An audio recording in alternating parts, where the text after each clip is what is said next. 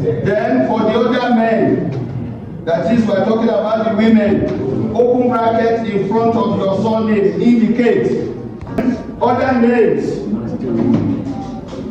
Other names.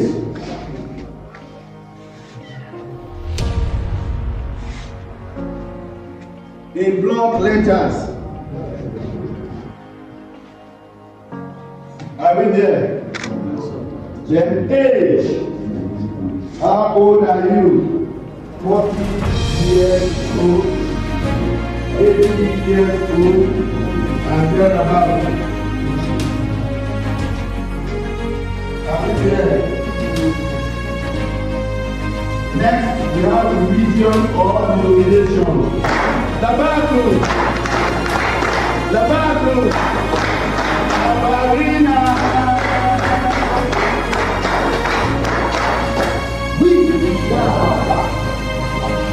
Good morning this morning.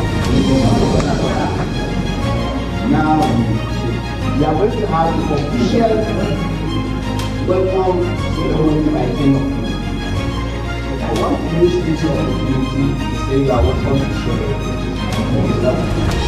The director, the facilitators, my Oga, distinguished participants, we say good morning this morning. Good morning, sir. First, I say sorry for everything. Because the facility here is not up to your house. But I want to implore you that you are here for calm. So I want you to have any inability. So, in order to build, this is a Paraskata under the Federal Ministry of Youth. We have the headquarters office in Abuja, where we have the Director General. The Director General is Mr. Adesobi, and all the directors. Mr. Adesobi in Nigeria is the #1 of the Citizenship and Leadership Training Center Nigeria. And it will be interesting for you to know that among your facilitators, we have one of them. Yes, and we have a training center which was established by white men. Not here in Nigeria, it was established in a place called Victoria of Southern Commonwealth. There are challenges that are found at the location of the community. The type of training is that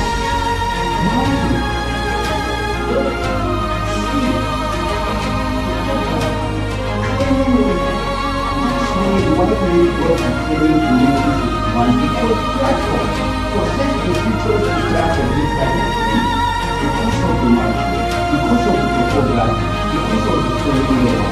And that is why we definitely go to Trinidad in 1951 at Bradford. So at environment. And the training is not meant for any people from Bradford. So that people who come from Bradford, from Lagos, after arriving in metropolitan town, to access to afford is a great fact. And that is why the white men brought it here in 1968. It's meant not is to use the challenges that are found at the location of this place. And that's why it's called the ship. And the white men then, there is one, I.M. Wilkinson, who discovered in 1968 that there is one of the rock here that you can scramble and go to the top. It can be used for all security training. And apart from this, there are scattered Shere Hills. And we have the peak of the Shere Hills, which is the third highest point in Nigeria. It's 50 kilometers away from the land. You have the opportunity to even build the best of it. So the training is not using this area, but it's scattered. Because we have the famous dam, which we use as part of our training. Build in order to develop their country. That's the essence of the training. And that's why the activity as event is physical activity. There's time for physical activity. There's time for adventurous activity. There's time for mental activity. There's time for social activity. So that at the end, you make the complete person that you make use of your hand, you make use of your heart, and you make use of your head. That's the essence of it. And the training is categorized. We have the junior category, we have the intermediate category, we have the senior category, we have the special category, we have the executive category, we have the women category. And among all the training, the executive category is your own. So the facilities is known to all. And it will also interest you to know that in the whole Nigeria, the security in the whole Nigeria, both from NGO, both from EFCC, but all the security organizations, it's not that we have people without coming for this training. Don't mind the facilities, but you mind the engine.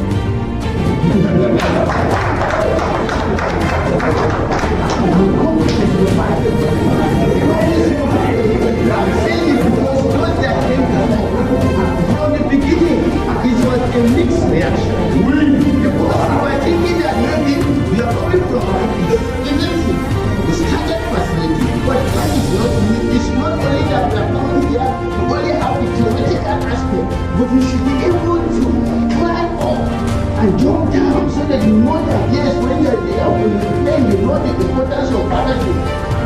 You should not be down. You should climb to the goal of battle so that you know that you can achieve one each of us.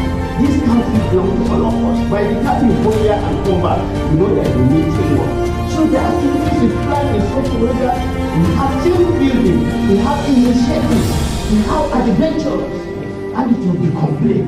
So bear with us with the little challenge. I know where you are coming from, and I know what is your expectation. But for now, let me tell you, among the people, the security that are taking care of us, there are those that attend this training here in August, and where is their hostel? For security. From Command and Staff College, Jaji, from the Regiment Training Center, from security apparatus, when they come, they are not even looking for this hostel. Their hostel is there for 10 days during rain. They take bath once during the 10 days. That is when we are about to abstain. We baptize them in the name and show them. And these are the people that and we are also human beings. But let me tell you, this is yesterday, since morning we are waiting for you. And we left here around 1 o'clock because of you. And that is how we continue. It will also be interesting for you to know that tomorrow, this same place, the federal government, through the Federal Ministry of Youth, is organizing skill acquisition for youth we are going to see. So these people are saying, we walk from one place to another. This is our own training. And at the end of this training, we are going to enjoy it and we are going to achieve the objective of this. Because already the director have invited people, this hall, because tomorrow we are supposed to use that hall. But tomorrow we are expecting the youth over 300. It will become fair for us with this number. We take where the large hall and we see our youth managing this hall. 300, can they manage this hall? So once more at one place which is spacious, which is according to your standard. But you will not even like it that we will be there when you see the youth, which will be our future, using this one company. So I bear with you. We, but because of the invited guests, are you following? So we are going to use that place for the opening ceremony tomorrow, today. Then after that, we come and continue with our activities here. Because the opening ceremony, we invite people from outside, and we can come here and do it on our own. But because of the space in the stage, we are going to use that place by 10 o'clock for the opening ceremony. And based on the program, there are times we'll be here, there are times we'll be outside in the study tour. So thank you. We are there, the cleaners are there right now. To clean throughout the program. We have employed cleaners, we take care of this place, we take care of your doorstep. All things required for this training within our limit, we'll be able to do it for you. We are at your service. But bear with us for this small number of days we are going to do. Outside your comfort zone. We have to know the challenges facing the country so that in your all areas we will be able to together we work to move Nigeria forward. Thank you.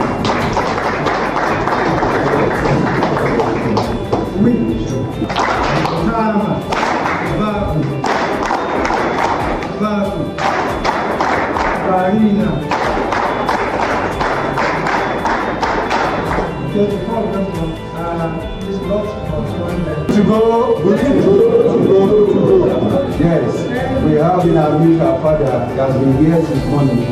We have to appreciate it. There's no any other person than Professor Danladi Ati.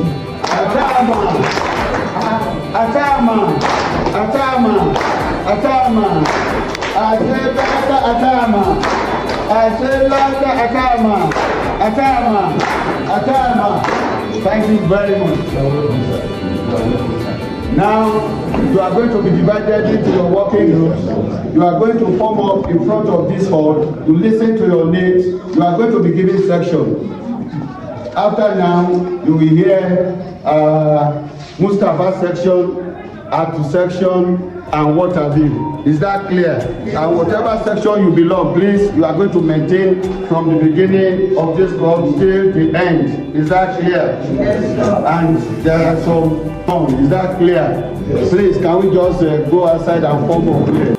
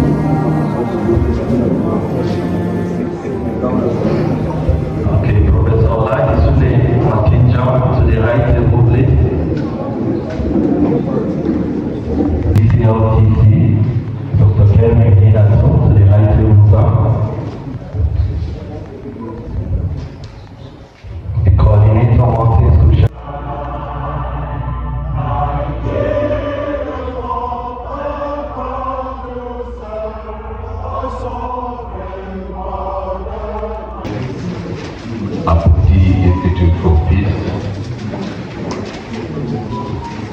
Peace Studies and Social Rehabilitation, the Dean of Studies,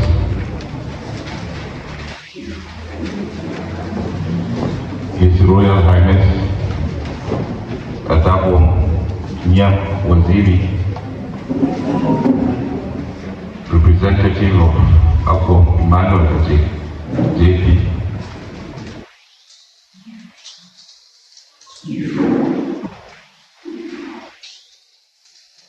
former Vice Chancellor, Plateau State University, Professor John Otamwade,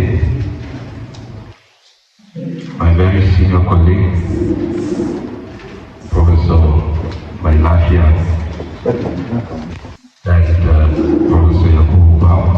It's a pleasure to see you once again. Professor Lagi Matinja,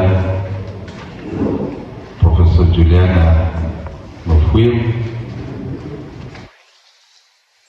distinguished resource persons of APIS,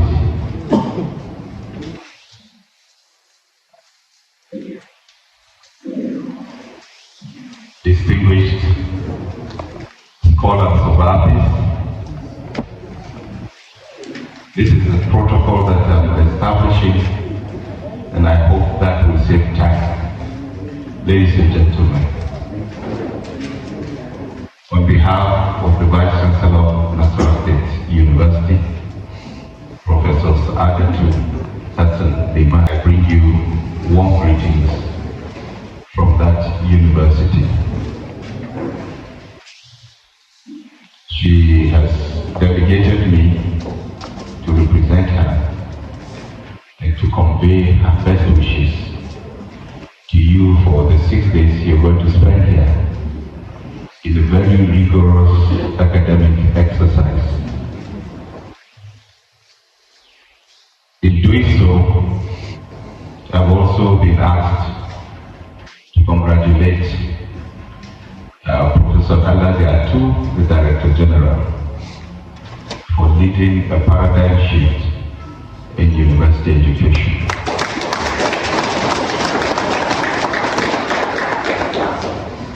The model that is run, at least within the university context, is yet to be equaled. The rest of us will have to fall in line to learn it. And I want to assure you, I know that he would be offended when I insist on learning what he has to teach, so that together we will improve what is higher education in Nigeria. I'm sure you will worry about that. So, in the context of congratulating him on behalf of my Vice Chancellor, I'm also telling him that I am his humble student. And I will continue to learn and learn and learn from him. In less than a year and a half, that Nasarawa State University signed a memorandum of understanding with APIS.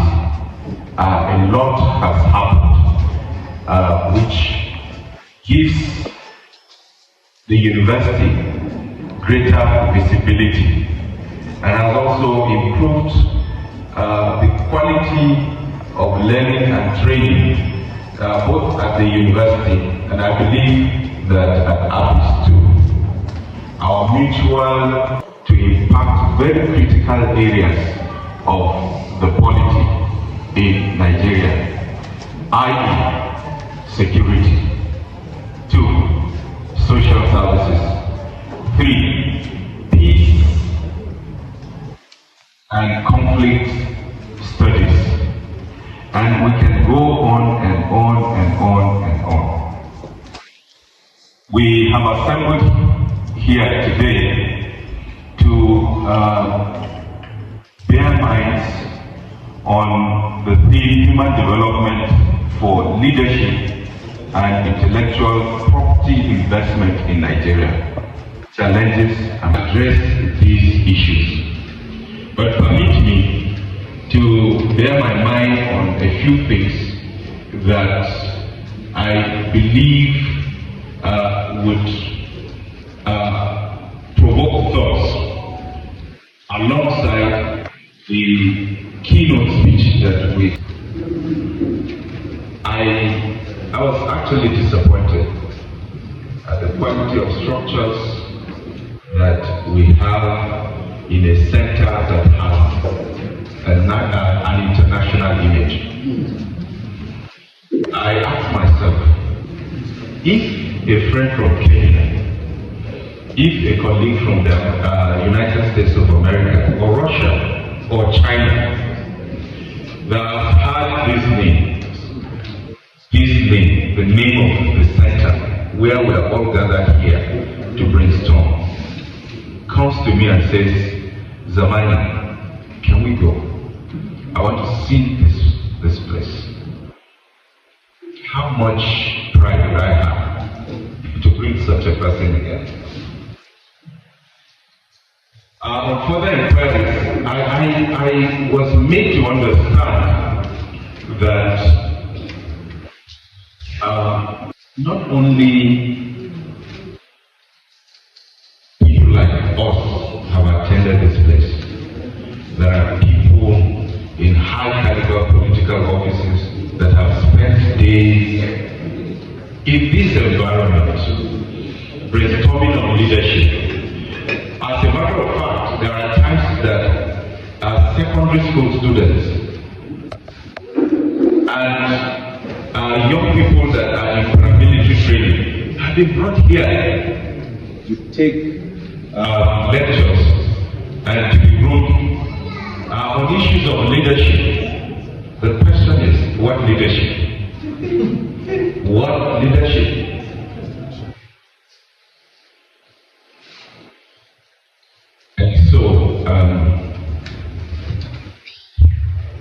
Your coming here at this time places a moral burden on you.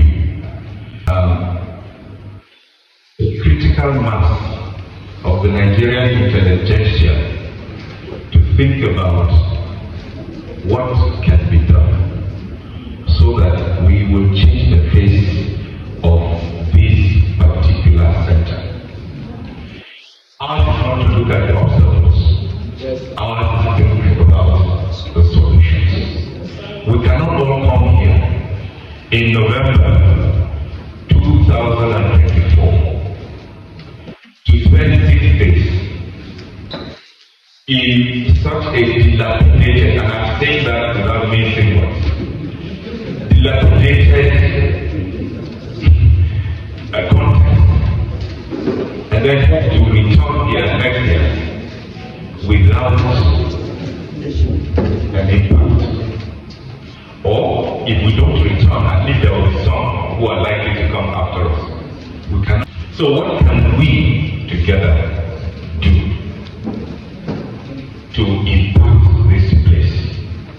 And I pray that we'll be able to do so.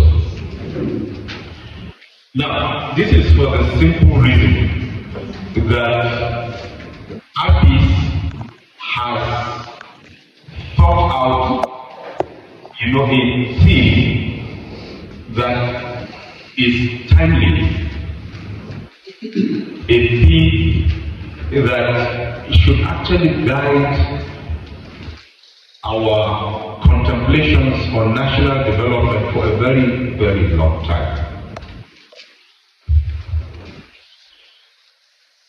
We are worried that higher education is being violently bastardized to the extent that people who patronize our programs only do so because they think having a master's degree or a PhD is a chieftaincy title. Let me just get that name, doctor, and that will be all. Excuse me. It's beyond that. It is beyond that, and I want to urge you to resist the temptation of coming in and just living with a chieftaincy title of PhD. Let us determine to work. Let us determine to work. And the work is in our brainstorming, the work is in our critical reasoning. The work has to do with our continuous intellectual engagement with each other. And in this enterprise, once we apply our minds to that. When in ending my address, I'll tell you why we have leadership failure in Nigeria. We have had leadership failure in Nigeria. One, because those school leaders are more interested in titles than in the challenges of the positions that they hold. Number two, there is an endemic contempt by political leadership of the intelligentsia in Nigeria. As a matter of fact, even within the political terrain, if you appear to be knowledgeable, if you appear to be independent-minded, then a typical political leader does not want you near him. He doesn't want you near him. And somehow all of us have surrendered, the role of decision making, the role of political road mapping, the responsibility of guided leadership to these people. So year in, year out, what we get is a result of failure. Our infrastructures are decaying, our systems are collapsing, and now we have been told that unless God intervenes, next year there will be no food. And we are all sitting. I think we should rethink it. We must rise and take our place. Ensure that we are determined to impact the technocracy of Nigeria, and that we are determined to engage political leadership until all of us are on the same page to lead Nigeria for the better. Distinguished ladies and gentlemen, this is where Professor Atu has led us, and I plead with us not to take shortcuts, to just release ourselves to the learning process, not to be shy of sharing our thoughts and our ideas, because the university is the highest marketplace of ideas. If you do not engage at this level, then there is no other place to do so. There is no other place. Now, I say that a sense of a very high sense of responsibility. So let us engage in this marketplace and to see what thoughts we can generate and begin to share them with government, whether they like it or not. As a matter of fact, we bear some guilt to those of us in the ivory tower, because sometimes when we do our research, we hide them on the shelves. Sometimes we are overwhelmed by complexes, inferiority complex. We are afraid to engage the powers that be. And then, of course, finally, there is this factor of intellectual laziness. We do not have confidence in the ideas that we claim are ours. Challenge our political leaders. We challenge ourselves also. I believe that in the next few days that we will be engaging. A lot of original thoughts and ideas will come up, and will be the better for it. I have engagement experience here, and I wish the leadership of APIS and of course the team of resource persons that are here gathered. I wish them the best of luck and the best of enterprise as they lead you through these few days of engagement. Thank you and God bless. Now, the Vice Chancellor, Professor Sa'adatu Hassan Liman, to declare this engagement formally open.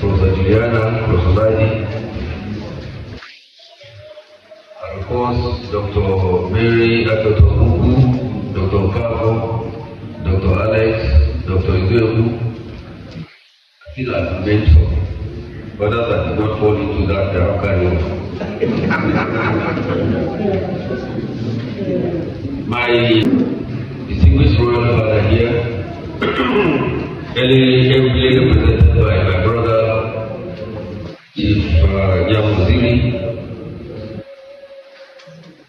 the DG of CTLC, ably represented again. I single him out because today he's not wearing, he's not my staff. He's of course, he's my host here. Very, very wonderful in collaborating with us. He was the link that it was that impetus to align with Spiritual Leadership Training Center. Since then, he has been playing a very active role in this process to making the collaboration a reality. The wife of my dear friend and brother, Mrs. Zamani, thank you for keeping him alive for us. And of course, if not for you, I'm sure you have been in the gutter by now. So thank you for keeping alive for us. My dear students, my friends, my collaborators, distinguished members of the press, ladies and gentlemen, I stand here to give God the glory and honor for making this day a wonderful one. Wonderful in the sense that we are alive to see it again, to continue the struggles of life, particularly in pursuit of. So, Vice Chancellor, I want to appreciate you in a very special way because your collaboration has provided a platform under which the students are here. If not for you, they will not be here. So thank you very much for giving these Nigerians, very wonderful Nigerians, the rare opportunity to upgrade themselves and to upgrade our fatherland. I'm sure that this opportunity is given them, they're utilizing very well, and I stand here to attest to that fact. If they are not utilizing very well, you see them here, in the face of this hardship we are going through. Some of them made contributions to come here. Some of them borrowed money to come here. Some of them have to sacrifice their place of duties to come here. This all in pursuit of knowledge, to upgrade themselves and grow. So I want to thank them, the Vice Chancellor, to say that you give me wonderful people to work with, to learn along with. And they're not doing badly at all. If they're doing badly, I will report them to you. So I thank you so much, and to say tell you that we are on course as far as our collaboration is concerned. We're here because of one major concern. And the concern that we have is to bridge the gap between theory and practice. We don't want to produce armchair and glorified PhD holders and master's degree holders, no. We want them to earn it. We want them to earn it. I like the word you said that, what do you call it now? Honorary title. Chieftaincy title. No. I want to assure you we do not produce chieftaincy title holders here. No. Those who earn it. Yes. So that when you see PhD as an acronym in the front of their names, they merit it. When you see MSc or MA as part of their title, they merit it. I think that's one of the challenges of this nation, that we need to uprightly go on merit, not award and quota system. I think these are some of the factors that are killing us as a country in this country, as we move forward in nation building. So we're here to just do that. Number two, we're here equally to prepare ourselves for leadership positions. I like one of the resource persons here, the facilitators of our CTLC, said something that most of the holdings you see here is for you to work out, to find solutions to it. The dilapidated position properties should have pointed to us all of us, because we're all leaders. What are we doing about it? So, and of course, in all of this, we must succeed. We must tell ourselves that way. Julius Nyerere was the one who said that Africans are not prepared for the tractor, but prepared for the moon. What that means is that at the point where transfer of technology became the ink of things in thoughts at that time, you need tractors, you need this, you need this, you need this. He said, no, that's not what I want. I want to start with the humble things that people can manage. So if this is what we can manage, if we think that the dollar is so high that we cannot import things to change this thing, I think let's bring our tax, put it here and make it comfortable for ourselves. And what that means too is that we have to reduce our taste for foreign items. Can we begin to look for alternative positions, technology, our digital technology and so on? These are all challenges that you are here to rub minds and see what do we do. Technology is good, isn't it? Even for technology, all of us will not be here alone. But we need to localize our technology, we need to domesticate the technology we have. So again, that's important to all of us as we walk through. Particularly today, is the Vice Chancellor that our nation is almost being crippled by one form of violence or the other, by one form of criminality or the other. And I think that if those of us in academia cannot come up with a pragmatic solution to this, it means that we have failed this country. This country has invested a lot in us. And I think that because the country has invested a lot in us, we have to do what we are expected to do. The crowd, we are saying they are doing it like this, we must do it like this. So I think we must start out to protect the ivory tower. That's what we are out to do, Mr. Vice Chancellor, sir. So I welcome you all because we don't have time. We have programs that are highly congested. And let me tell my students here that we are monitoring all your participation. Don't say that we have all details. We have put in measures to monitor all your participation. If you don't participate, honestly, you have karma. No two ways about it. You will repeat it again. So you have come here. This program is supposed to last to last 2 weeks. We want to compress it. And in collaboration with our hosts here, they don't run short programs like this for executive program. It's not minimum is 10 days. But they have allowed us, given the fact that they know the pressure we are in. Some of us here are holding critical positions, sensitive positions in this nation. That if we don't, the 6 days that we are spending here, it's a very huge sacrifice. So we have to compact everything together. And because we are compacting everything, you must be up and doing as well, so that to achieve our expectations. Okay? So I welcome you all, and I urge you all, please do your best. Do your best to participate. We want to learn from you, just as you want to learn. We are not here as teachers and students, no. We are here as collaborators, so that all of us will learn. And I told my students, I told you once here, I said that since all of us seated here as your teachers, as your professors, in fact, the professor delights in learning from students. We take delight. There are so many things, in fact, your success, we take more glory in it. We take more glory in it. So your success is what we need, so that we want to learn. The more we supervise you, the more we learn from you.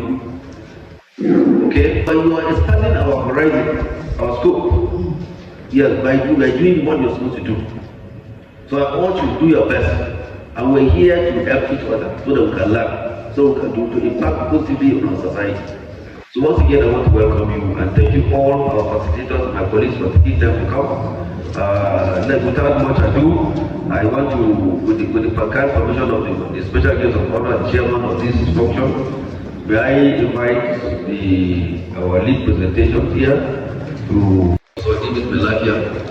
Melafia has been a very, very, very old academician, and he's an old friend as well. We schooled together with him. I think I was a senior, but as a professor, he's my senior.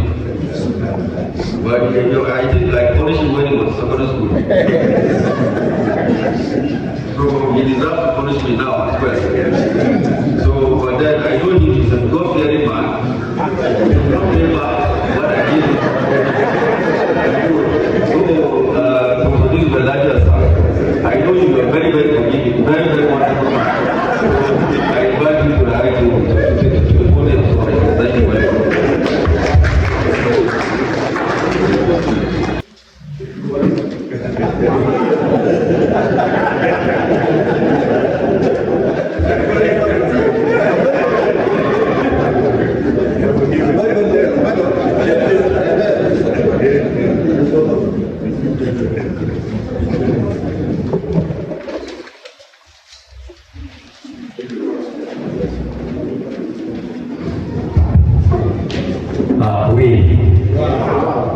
We welcome the lead presenter, Professor Melafia.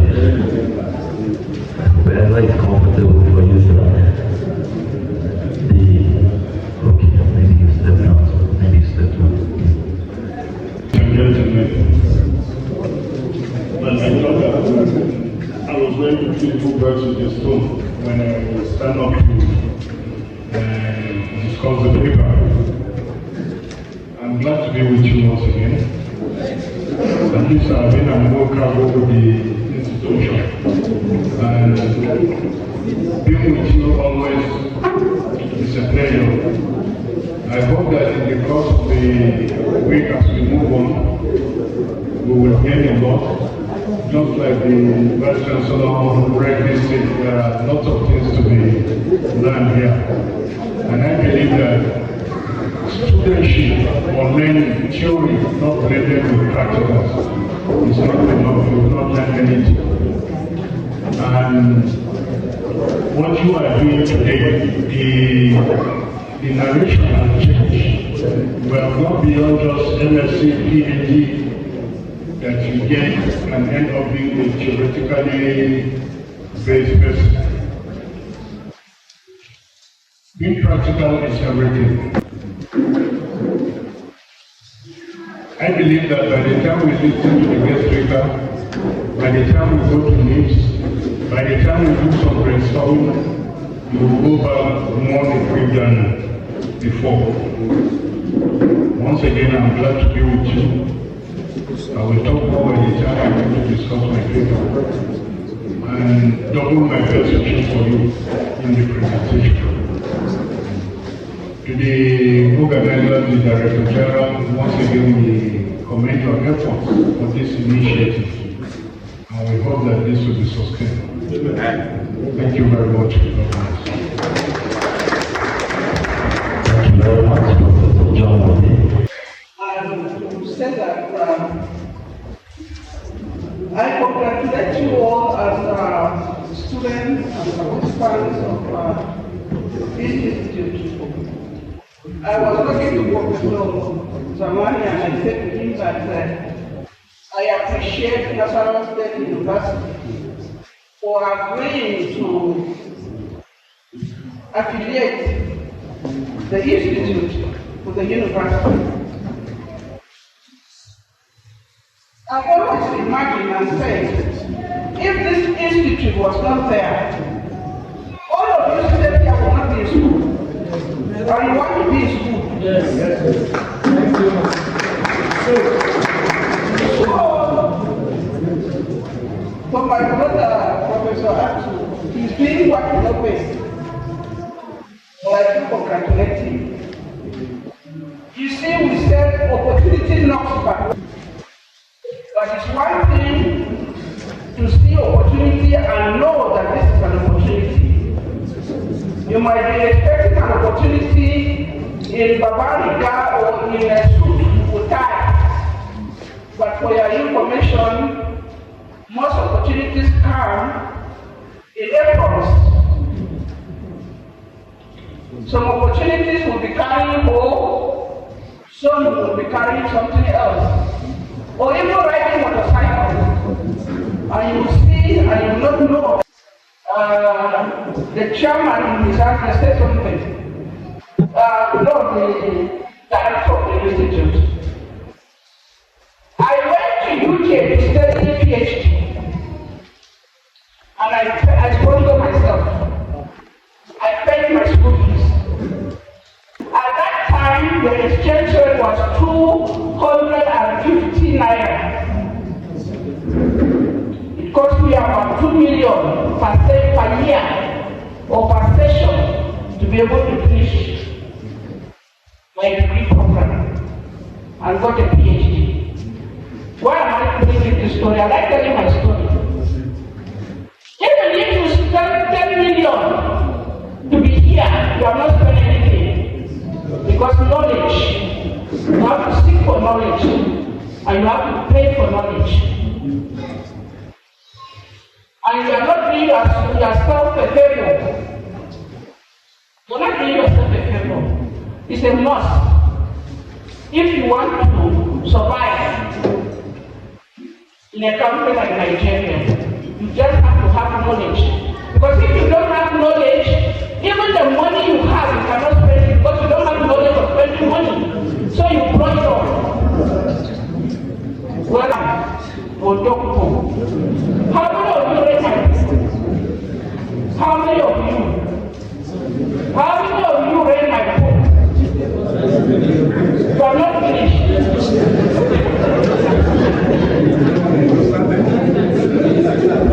Thank you very much. President of the University and Chairman of this occasion, briefly represented by my Oga and friends, the DG of the Institute, a royal father, and other professors that are here studying in on the existing protocol. You see, the funny thing about life is that when they ask you to speak last, every person that has spoken would have said everything, and then you learn what to say. That to just say, I think I agree with all that they have said. Thank you very much. Thank you very much, Professor From His Royal Father,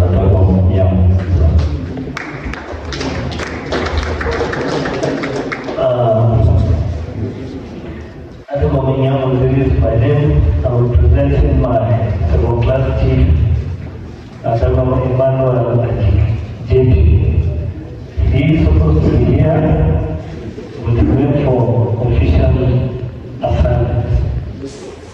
Good morning, ladies and gentlemen. I stand on the meeting protocol that has been made. Because of the tax function, I will go directly to my work that I have. I want to take this opportunity and greet the high table that we are having here and the other gentlemen that are here. I'm happy that I'm here with you people, and I know on this number of days that you will train a lot of things. You are going to spend 6 days, right? 6 days. And I know what you are going to be learning here is something that is going to pass to all Nigerians that we have. Because many people will have knowledge of things here, have education because we have our professors here, our doctors here. And when you go down your training, you also spread it to the lower cadre as how people will enjoy it. Definitely it's something that will benefit much. And what I just want to say here, it is different. But the management sometimes is tough. If you look at the environment of this area we have, if we can build some guest aid here, we'll get everything. If we can organize this place well, we'll be giving it for rent, and money will be coming in. And another thing that I want to say, my professor, you people are here. You are the one that you can speak in Nigeria and Nigeria can hear you. Like now, you see we have in agriculture, although this is not what we are, but I just want to put it to our ears. You see, like Plateau State here, we have many farms that when you farm and potato, it produces well. If we get a factory of potato, we plant some of our boys. Our women will have business. Some of our men will tomatoes. Tomatoes produce well here. We can also have a factory and we employ our children, and our women will have some business, our senior men will have some company and some other business to do. So it will help us. There are other things, like this place we have. If we go to Maluku, although we have security challenges, but by the grace of God, things will work well. So what am I trying to say here? If you learn and you take this education to that grassroots, I believe all of us, one day is fine. It's just like what the chairman has said. If you get somebody from Kenya and you brought him here, you look at the environment, it's something that you will think about. So what am I trying to say here? Definitely, when you are educated, you always have something that our children are. But if you are not educated, you can do something that will come and benefit. So please, all of you that are here, you have many other things to do, to come and have your training for 6 days. God will help you and God will bless you, and after you are finished, you will see the benefit of it. Some of our children and our grandchildren will also see the benefit of it. That is the importance of education. So I don't have much to say. I just want to thank God that when you finish, whenever you are going back to your destination, may God take you safely. Thank you. Thank you very much.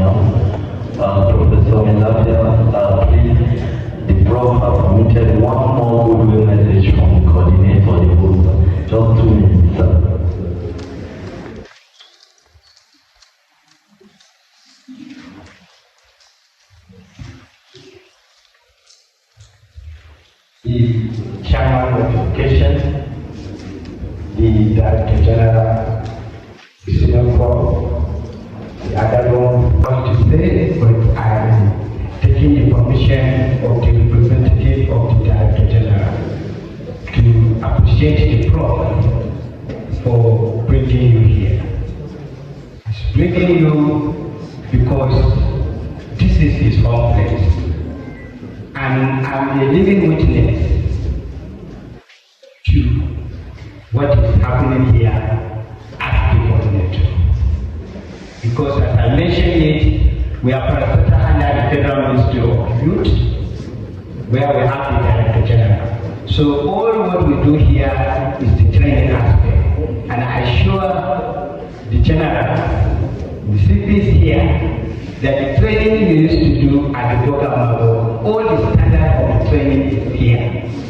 And I also want to appreciate the current Director General, that to the Director General, the entire management of Citizenship and Leadership Training Center, including our director here, with this minister, they have a proposal that henceforth, as university graduates are going to NYSC, now they are proposing that SC henceforth should be coming to Citizenship and Leadership Training Center.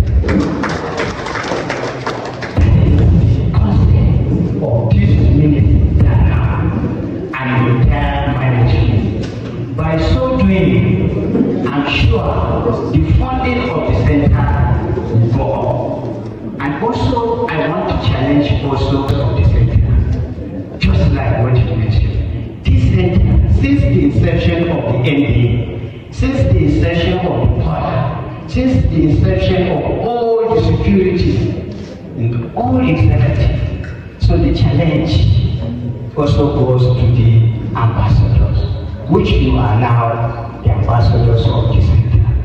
But I want to tell you one thing, that everybody loves himself.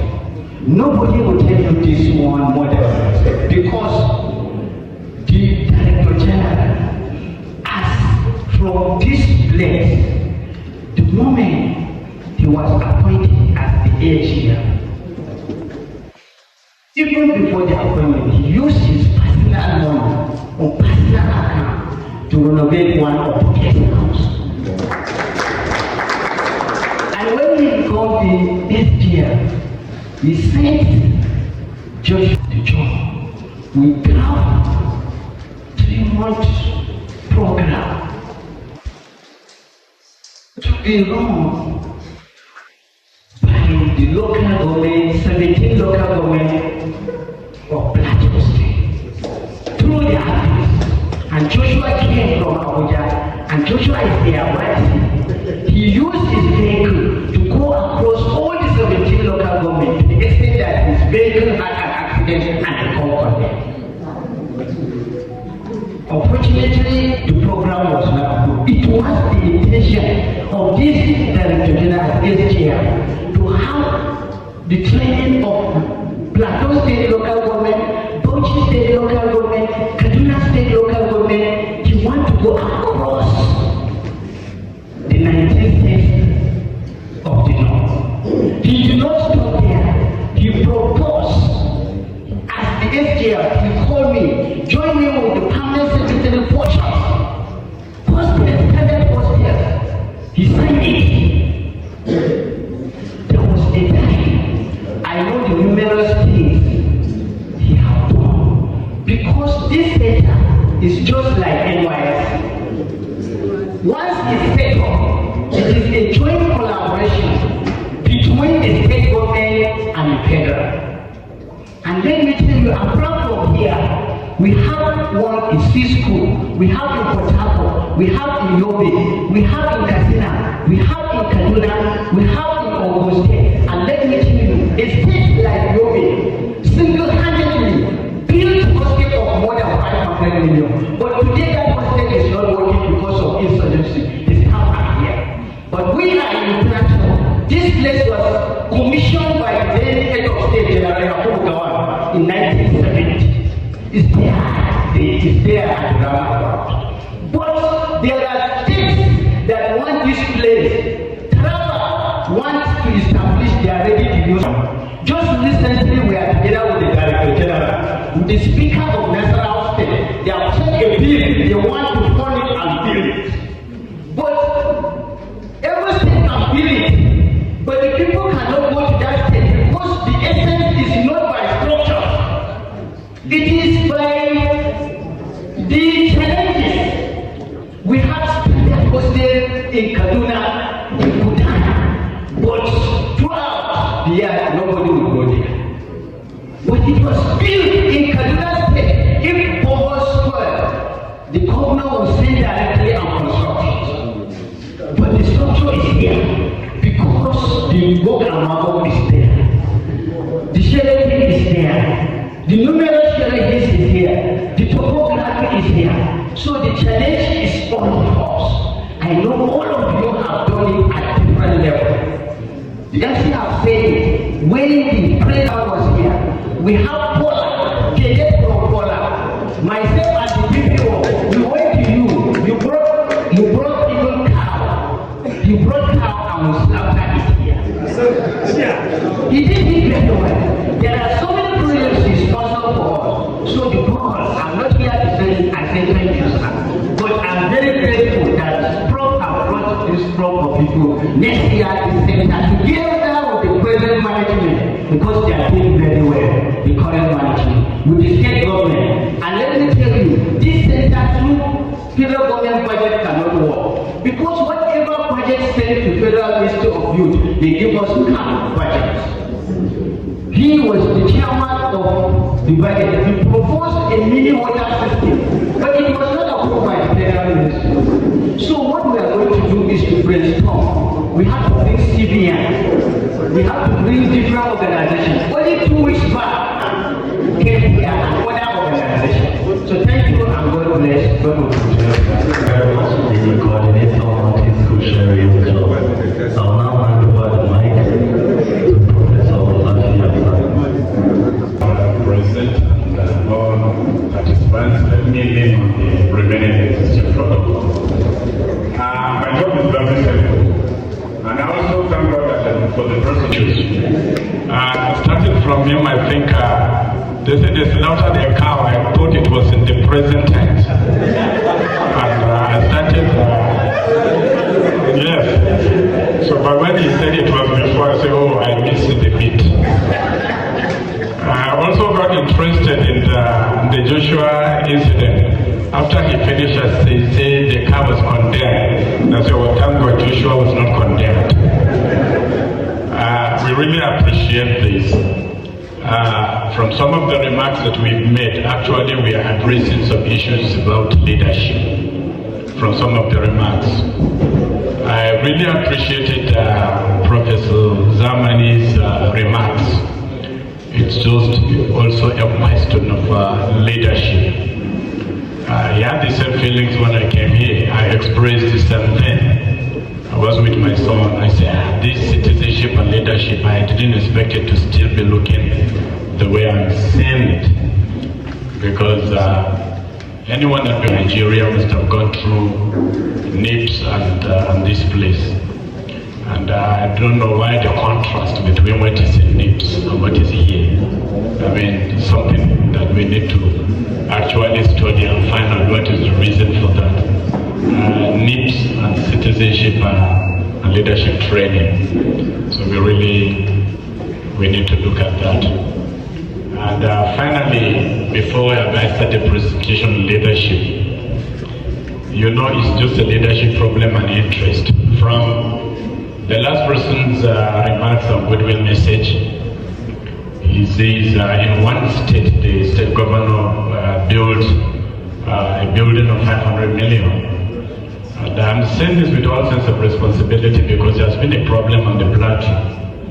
And I know what I'm talking about. Because it's like our government don't care about federal projects that are on the plateau as other do. And I have my reasons, I have my facts, but for another day. The only person that tried is just one person. I don't want to mention his name because I don't want someone to misinterpret me for being politically biased. Only one person I saw he tried in intervention in some federal institutions, but all the others are only interested in the tax that accrues because it is located in their state. If you see the bill, I have been a board member in some of these federal institutions located in the state, so I know what I'm talking about. And also being in the university, I know how much they send us as bills. But you would imagine that most of the roads inside the University of Jos have been constructed by some governors, but not Plateau State government. There are some serious. Some of the roads inside of the university were constructed by some governors, but not Plateau State government. So I'm saying this, so we have certain things. I'm just giving this for people. What we have, the day professor to call me and ask me to present the paper. They have no idea where I was. I just came into the country, I was in Lagos when you called me. And I was on my way and he called me, we spoke on the phone and I accepted. Typical of me, I just forgot about the whole thing. Not until last week was the first day he called me and said, we want a soft copy of the paper to send to the discussant and to prepare. And I said, which paper? I know you have allocation on the 16th, so I'm guaranteed on the 16th is the marriage of my son. I mean, it's not this occasion. Then he jogged my memory and I went into work. And I'm saying this because, well, I'm happy it is just a bit paper to support discussions. It is not exhaustive. So I just put human capital development for leadership and intellectual property investment in Nigeria. Challenges and prospects. There is going to be a lot of discussion in different aspects of it. One is to provide a lead discussion. The time given to me is actually very short, so I will also be as brief as I possibly can. The only thing is, those of the high table are not looking at this slide. The full paper, which is about 25 pages, I think has been given to the soft copy, has been given to it will be shared with the students. It's just a PowerPoint presentation.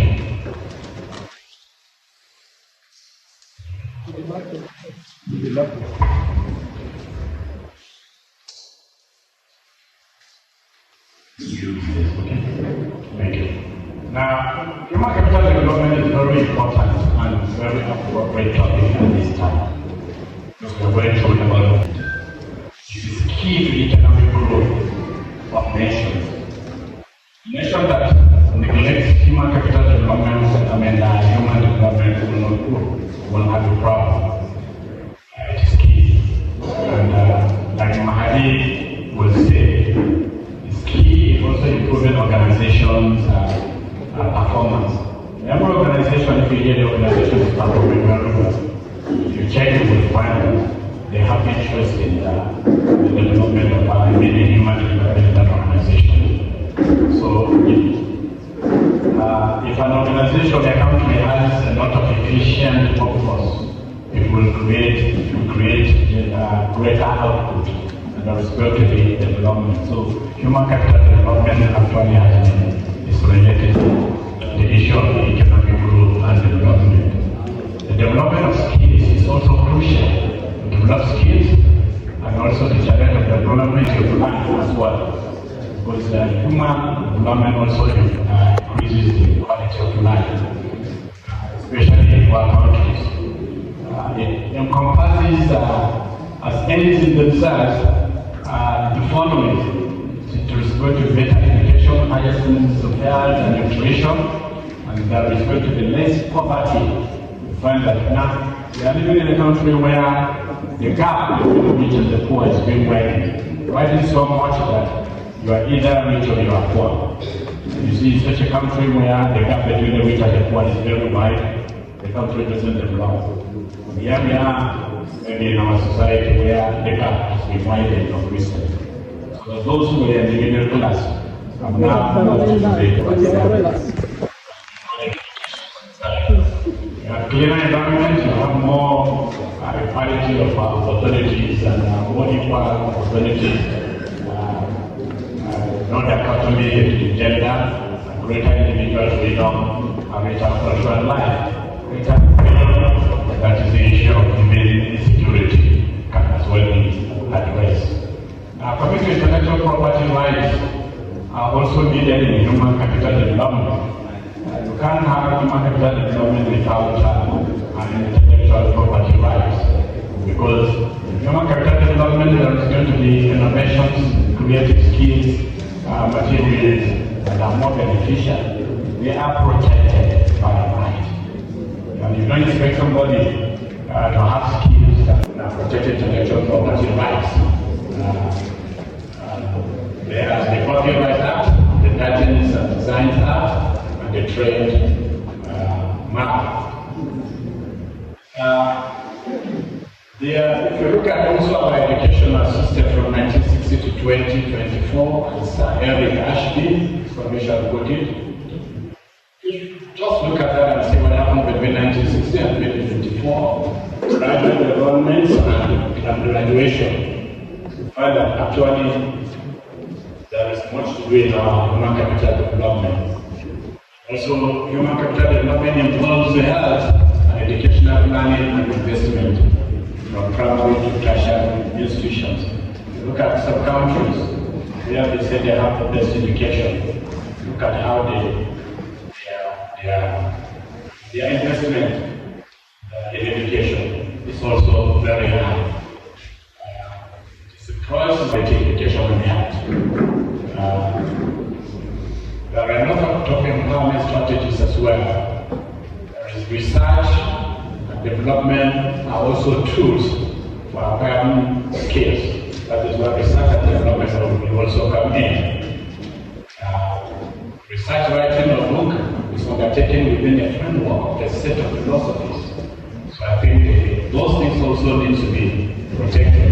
We also need to have some protection. Now the problem, let's go to some little problems. In Nigeria, the percentage of government allocation on education has steadily been going down. From 7.14% in 2018, it went down to 7.11% in 2019. In 2020, you know what it is in 2024? 6.39%. This falls below the UNESCO recommended minimum benchmark.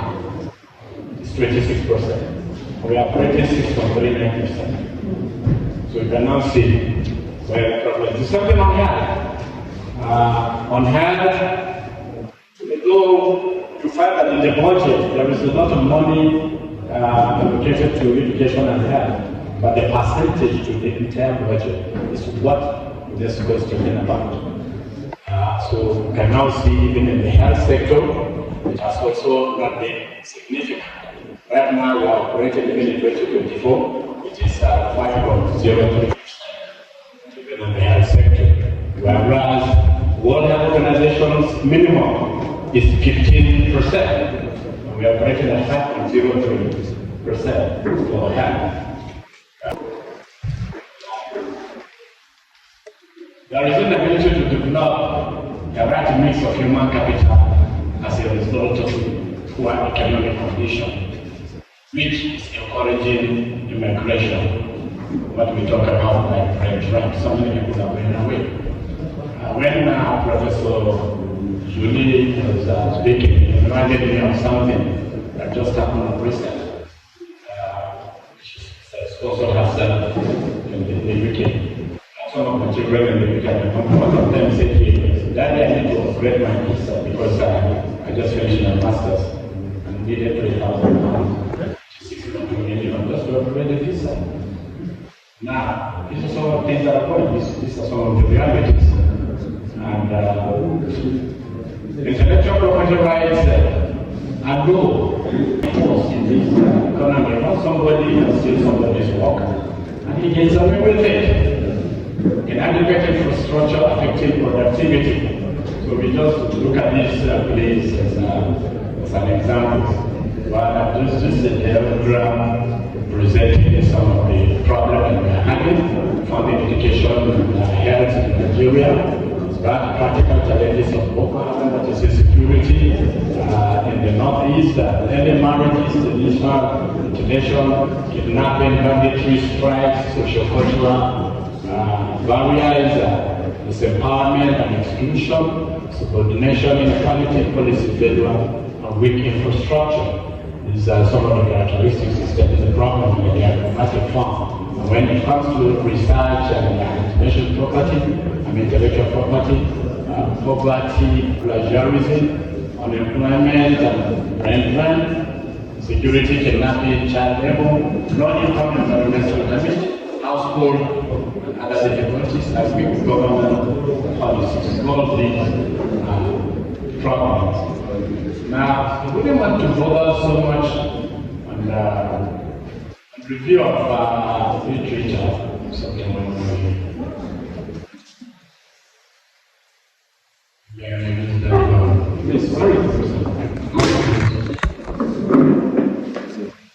we take back on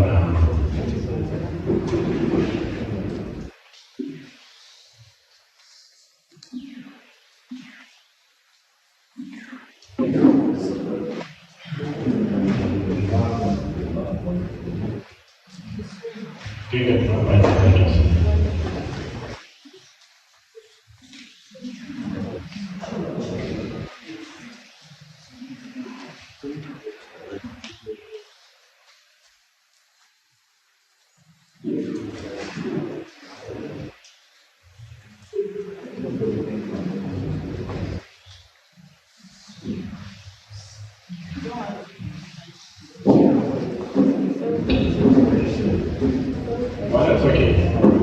Just putting the slideshows on skills and education. You know what factors in education, like the curriculum.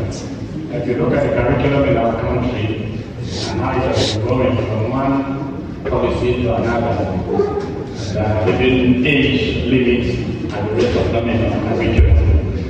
And teaching methods, we are having some challenges in that. Educational institutions strengthening, and they also teach education. On information technology, we have hardware development, software development, communication network, and basic information system and information security. Skills also play a very important role. We have physical skills that we look at different aspects. We have physical skills, those sports and other activities. We have social skills like effective message conveyance and proficiency. We have also cognitive skills like critical thinking and critical reasoning and efficiency. We have also interpersonal skills like human relations and management, which has to do with, mostly has to do with leadership styles. We have also technical skills and hard and software development and other technical works. Some of these are also aspects. When we come to health and well-being, we have physical well-being and we have mental well-being. All of these are different aspects of human development. Human capital development and property investment. Human capital development and property investment, as we said earlier, are closely linked. The enhanced human capital can drive significant growth in the real estate sector, attracting domestic and foreign investment. We gave an example of land reform in Nigeria. It's an economic hub because of the substantial real estate development and growth there. Because there's concentration of also skilled workers, business opportunities and higher income earners. Investment in social infrastructure like hospitals, improve health outcomes. So intellectual property, this refers to creative work, arts to science that has economic value and is protected by copyright rules and trademarks. Someone else should not take credit or profit of another creativity or another person's invention. Intellectual property protection, copyright rules provide incentives for people to to be more creative and to be more innovative. We have examples such as all kinds of inventions and innovations protected by patents, law, literary and artistic works, books, movies, etc. All new products, goods and services in the market under intellectual property. We don't talk about the aspect of research because as a student, we will need to go into it. Actually, when you look at the paper, you can see I give a model for research relevant to human capital development, intellectual property, and also it requires mentorship as a guide to choosing research topic, extensive literature, writing a research proposal, a skill acquired through learning. Acquired through learning, here education comes in, and also leadership also comes in. Well, this is just to try to model these about the students who are good in modeling from the start, to link between intellectual property and human capital development. To link them up, we have the life cycle hypothesis and the permanent income hypothesis aspect of it also in the model. Some research questions as we go through this session is how can we achieve defense and peer review between students and research examiners? How can higher degree students leverage the quality of research and publications? What are the correlations among human capital development, competent leadership, intellectual property, and sustainable livelihoods? How will human capital development be shaping the ideal leadership? Look at some challenges. There are human capital skill manpower. We are blessed with that. But they are not being financed. That is why we're having problems of brain drain. I was reading on the news. UK just inducted into something medical doctors from Nigeria. And then somebody's comment on the news was, well, we will be left with only traditional doctors in Nigeria. So, we are facing some of these things. We hear comments from managers such as Nigerian youths are without skills, or our graduates are not employable, or that they are not empowered. So these are some of the challenges that we face in human capital development. Inadequate funding for education and healthcare, high rate of brain drain, as we say, poor quality of education, so many involving listed there. And, we take them one by one, as many as they have, may not finish for the next 30 minutes. Now, in conclusion, no nation or household or individual can achieve meaningful development in the human capital of human resources and several other sectors of the economy are attributed to human capital development. This is why human development is seen in this lecture as growth limiting factor for Nigeria and other African countries. Presentation holds that human capital development will increase the proportion of Nigerian population that is skilled. So, competent leadership and those that are capable to engage in productive self-employment. Human capital development produces intellectual property. That is a dependent variable. Both are all variables for prosperous nation, family, and individual. Thank you.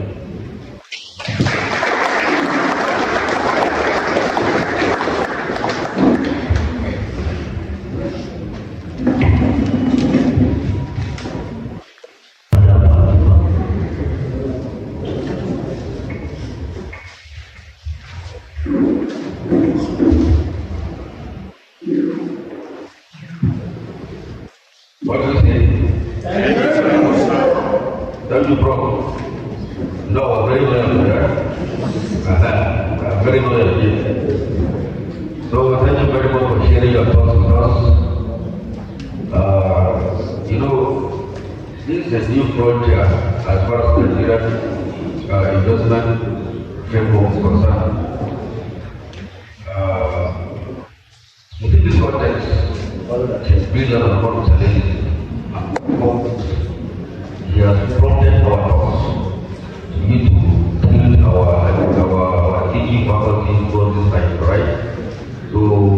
I'm sure that some of you might begin to think of how to adjust your research area, see whether you can go into this domain as well. We have discussed, and I asked one of you who is a lawyer here, because we have legal implication for what they are. So I said, you give us some tips about what is legal implication of this. But we haven't discussed it here. I will start with Professor Juliana, and thereafter Professor Wade will take off, and then we hear the legal person. In case we want to go into this area of investment, how to go about it, so that we are not thinking about right, so that we are well prepared properly.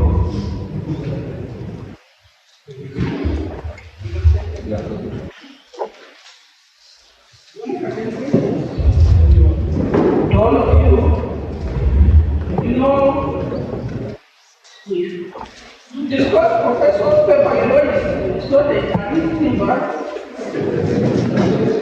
Professor of Economy, I'm a Professor of Political Economy and Development Studies. So, I will come from another angle. To discuss this paper, the paper has been very written, even though he was given a very short time to develop this paper. And I would like to get the practical part of this paper. To say that we are talking about human development. And I want to say that I want to share an experience. When I was in the UK, in the University of Birmingham, I also did a course, Masters in International Development. So when we were doing this course, we go for practicals. And one of the practicals that we did that was very interesting to me was negotiation. And some young people were brought from the IMF for us to discuss, negotiate with them. And I was sitting there watching them. And I said, okay, so this is negotiation. But what amazed me is that for those of you who are still in service, please disagree with me what I'm going to say. You see, you are seated as maybe a director, assistant director in the office. And your boss called, maybe the permanent secretary will call you. And said, Mr. Felix, we have some visitors that are coming. Please, can you go and represent me? Yeah, represent person. Then you carry your phone, you carry whatsoever you can. You go to represent the person. That representation, nobody told you that this is what is going to happen in that place. Nobody told you the subject matter. And then you go and begin people who have been trained to go and negotiate. Please, experts, you call them experts, we are practical. So, let us imagine that you go to this negotiation. What would you say? You are director, you are assistant director, or the minister calls the permanent secretary to go and represent. So, you see, when we talk about human development, it is not just going to school. For the fact that somebody went into the university, finished a course in the university, that don't make him an expert.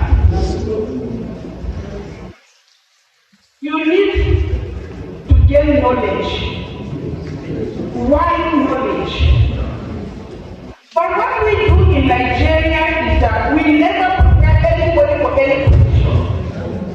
You invite somebody to come and work for you. I'm a woman, a healthcare to come and work for you. And then you ask her, go and cook food in the kitchen. What would you expect her to do? The food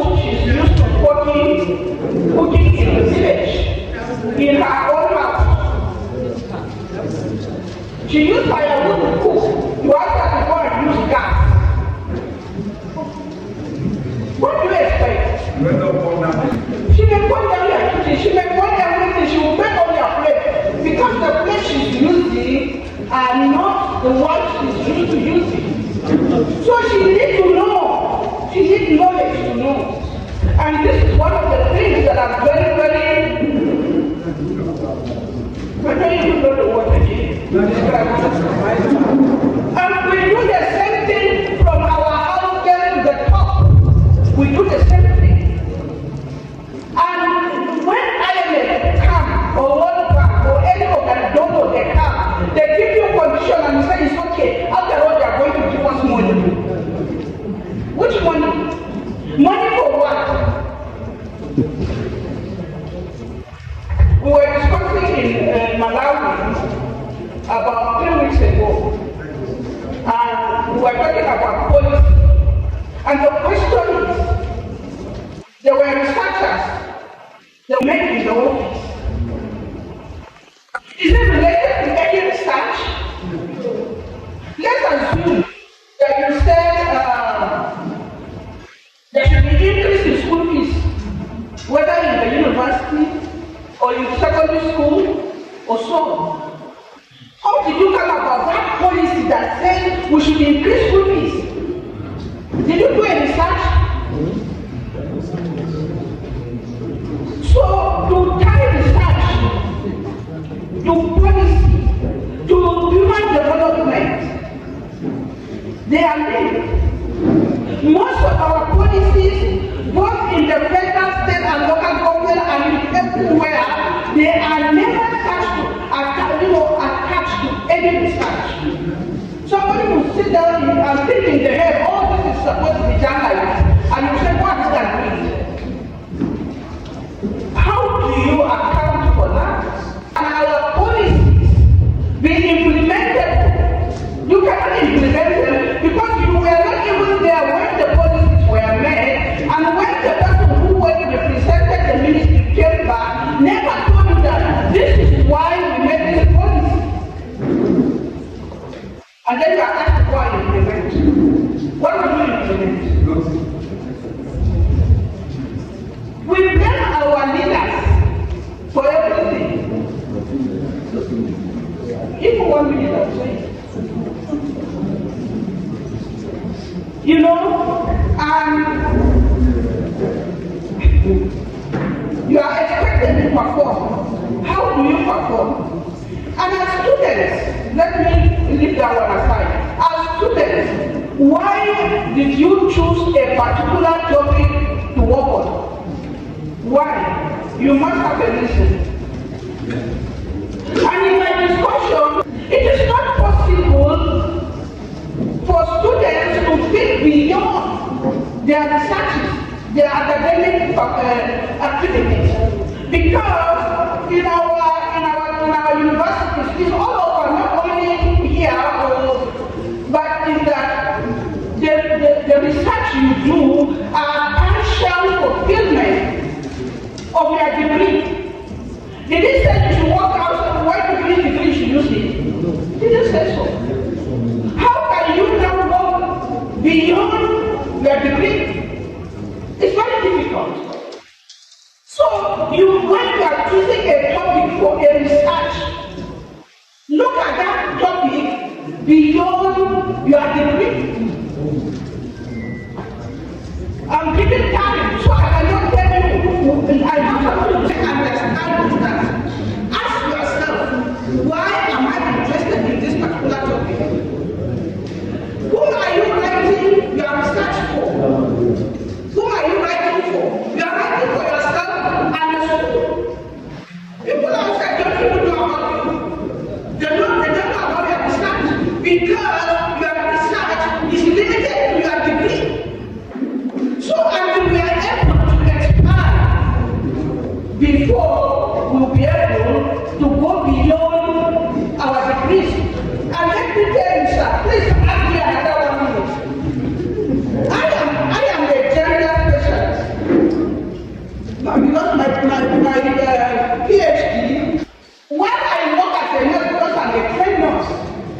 While I work in villages, during Benue Plateau, I went to Benue.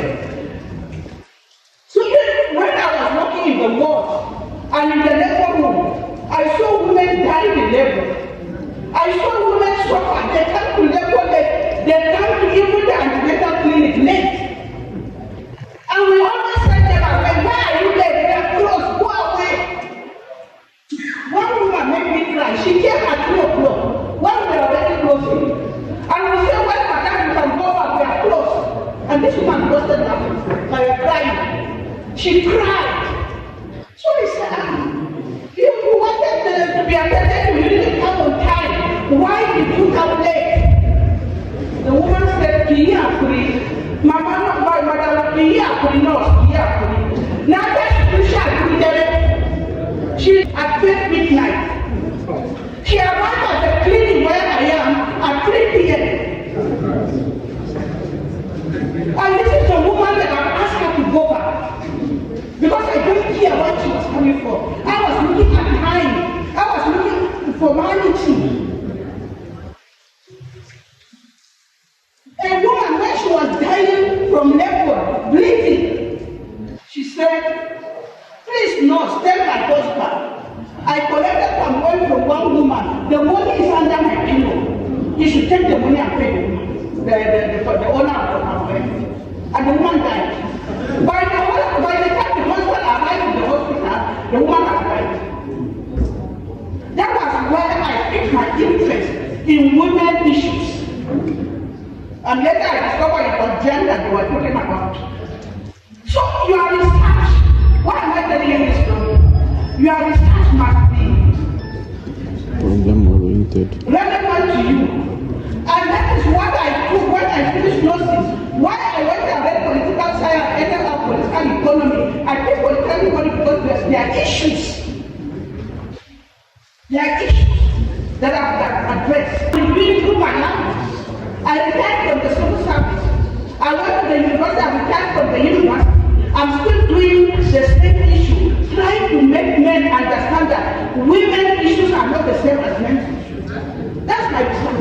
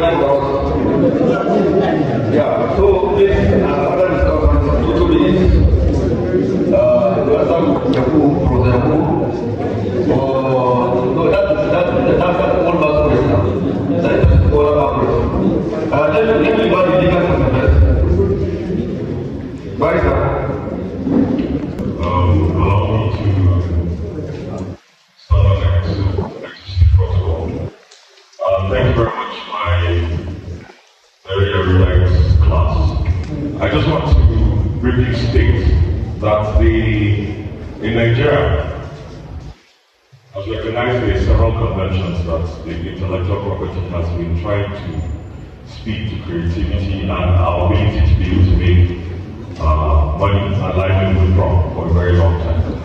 There are basically 3 acts that covers intellectual property in Nigeria: the Copyright Act, the Patent Rights and Designs Act as well. The ultimate question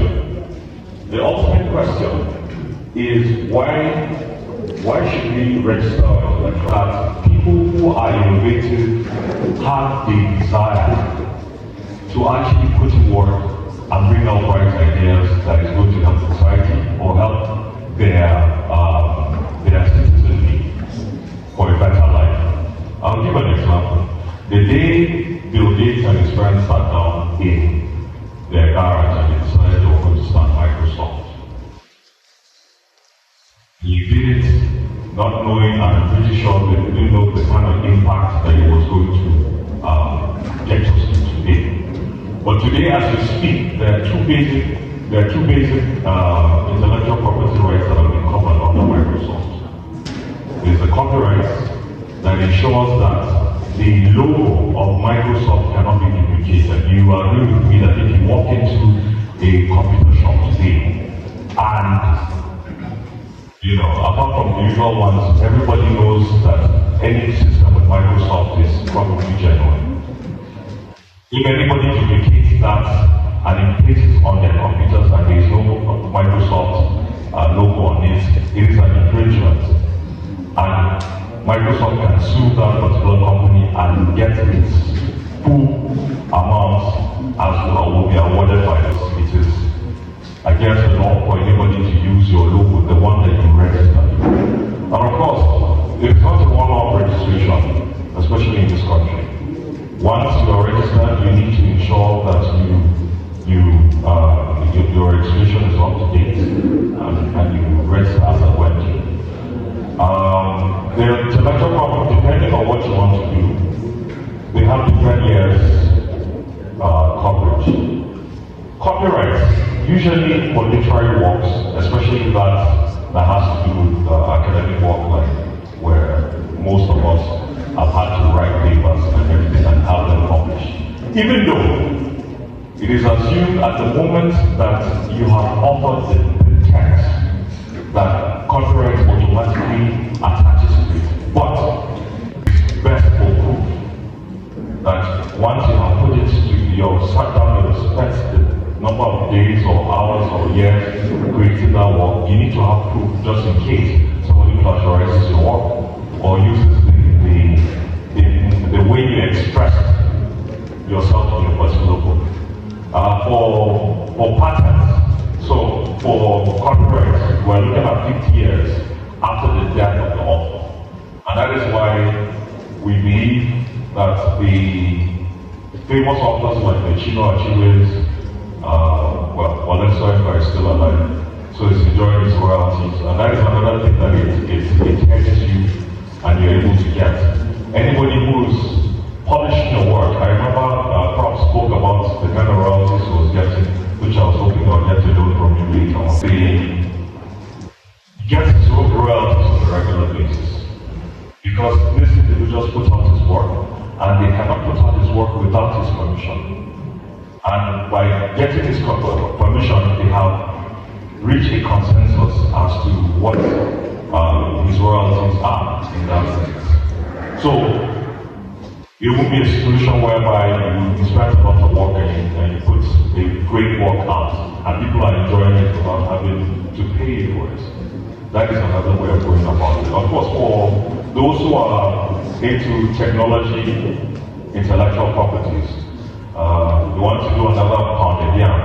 I'm going to use this pounded yam thing because we're having conversations earlier on. What intellectual property safeguards is not the expressed. Let me explain.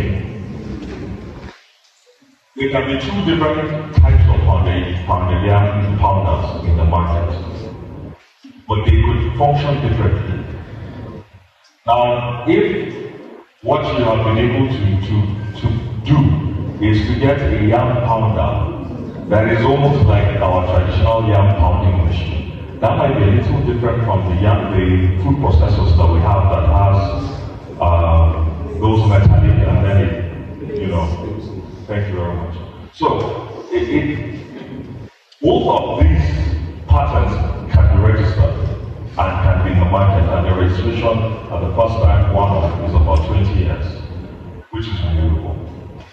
But it is the expression. Both inventors have expressed their inventions to pound yams differently. So for you to be able to sue someone that is similar to yours, you must be able to say that when you look at my invention and you look at his, I registered first, I had it out on the market in the first place, but his has come out almost similar. And it is assumed that, they took it off. I noticed something in Abuja recently. Some of you know Tastia. Yes. I noticed that there's a new restaurant that has come out with almost the same colors. For those maybe around, going around where sometimes, maybe you notice. You notice that the colors are almost alike. In fact, if you're not looking very carefully, you might actually start writing down that it is. That is correct. This is a man-plus combination. Well, it may, while you may be able to get while you may be able to sue successfully in what they call or passing off, making it pass off as if it was that one. But I brought that example so that you see what it means by for a copyright to be almost as similar. But let me round up by just saying this very clearly. That in considering, the copyright and intellectual property, once you are certain that what you're bringing out is distinct and known to you. For instance, when J.K. Rowling wrote Harry Potter, once you register it properly, it is only then that you can enjoy the fruits of your labor, and that is why you have movies that have come up from Harry Potter, several movies, and all the royalties, all the licenses has gone there. If it is a license, that's why Mr. Biggs, Mr. Biggs can give licenses. If they don't have a copyright, anybody can just do it anywhere and get it. Thank you very much for this time.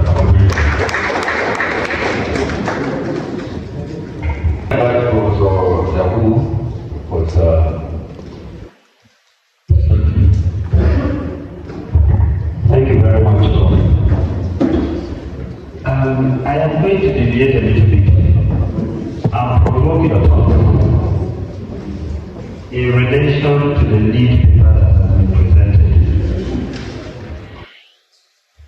I had Prof said not too long ago, several doctors from Nigeria were employed by the UK government. And the thought was that we'll be left with the traditional Let me just ask the question. Do you think generations are going to be given in the UK, if we give them the equivalent of it in Nigeria, will they opt to stay back or still insist on living? Some believe that they will stay back. These are two schools of thought. So if you ask me, I will go with the school of thought that says they will still insist on living the shores of the country. And I will tell you why. Now I link it up with what human development is all about. Now the issue of real freedoms of the ordinary people, who will decide who they want to be, what they want to do, and how they want to live their lives. Now these are the issues. We as Nigerians, how have we decided what we want to be, and what we want to do, and how we want to live our lives? What are the pillars of human development generally? I tell you one: equity, free empowerment, and finally sustainability. Now, if these are the issues, what is our equity level in this country? What is our productivity level in this country? What is our empowerment level in this country? And how sustainable have all this been in our own country, Nigeria? Then I think you finally with the approaches to human development. They will tell you that one is an income approach. The second one they will tell you is welfare approach. The third they will tell you is capability approach. And finally, basic needs. I will close here. So, the problem is you want to practice. Why I said I belong to the other school of thought is, if you stay behind, what are the facilities that are available to you to practice? What is the security level that you have within? What is the level of the provision of other basic needs in the society? So these are the factors that will make them to still want to live. That's kind of offering them the equivalent of whatever they are going to get there. And so it is high time. The challenges, some of the challenges have been pointed out. One basic one is the budgetary aspect or the budgetary issues that we are talking about. Prof. said for UNESCO, for 80% at least, that's the benchmark. 26% of your total budget should go for education. Not less than 15% should go for health sector. And then you look at the difference between 26 and 6.3 or 6.4. Where are we headed? And then you look at some other countries in Africa, at least if you take Ghana, you probably see them going towards 15%. At least 15% is closer to 26 than 6.4%. So these are some of the challenges that we have to interrogate as a people. I know that most of you here are heading one organization or the other. You are lead persons, the other.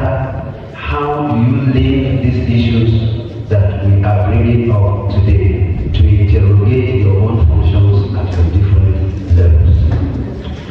Some of you are advisors in different capacities. How do you also interrogate those you advise? For us, in the academy, you know, sometimes they say, what are the professors in the university doing? But I want to assure you that there is a lot that the professors are doing in the universities. But the biggest problem we have in this country is we don't want to interrogate our own issues. Final example I will just give you. You have a research institute, and in the research institute, you have administrators, you have accountants, you have the account section, you have what do you call them? The people that do the running of the things, confidential secretaries, and so on and so forth. Now, a research officer is the final example I'll give you from that I've just did that. A research officer will make a request for 100,000 naira for a research purpose that will achieve. The institution will say, where is the money? We don't have money. Suppose the institution is in Jos or in Plateau State. Take the example of the Federal Research Institute. They will tell the research officer that there is no money. The next day, an attack will take hard copies of some files to Abuja. 200,000 naira will be made available. I rest my case. How to wonder my time. Both human capital and human resources development and the intellectual property issue. So, by the time you interrogate what leadership is, you have to know what is leadership. Because if you are developed as a human, it is expected that you will grow up to be a leader. What is leadership? What is the significance of leadership? There are over 10 of them, from driving an organizational success to input or ensuring societal progress. Then what kind of leadership styles do you desire to adopt with respect to achieving the human capital and human resource development? Is it transformational, servant, adaptive, collaborative, or authentic leadership? And what are the key leadership skills they need to do? Some of the things we need to understand, and until we understand them from the main team, the title, we cannot just jump into talking about human capital development. The key leadership skills range from communication to resilience. Then coming to the human development, of course, as I said, it has to do with both capital development and human resource.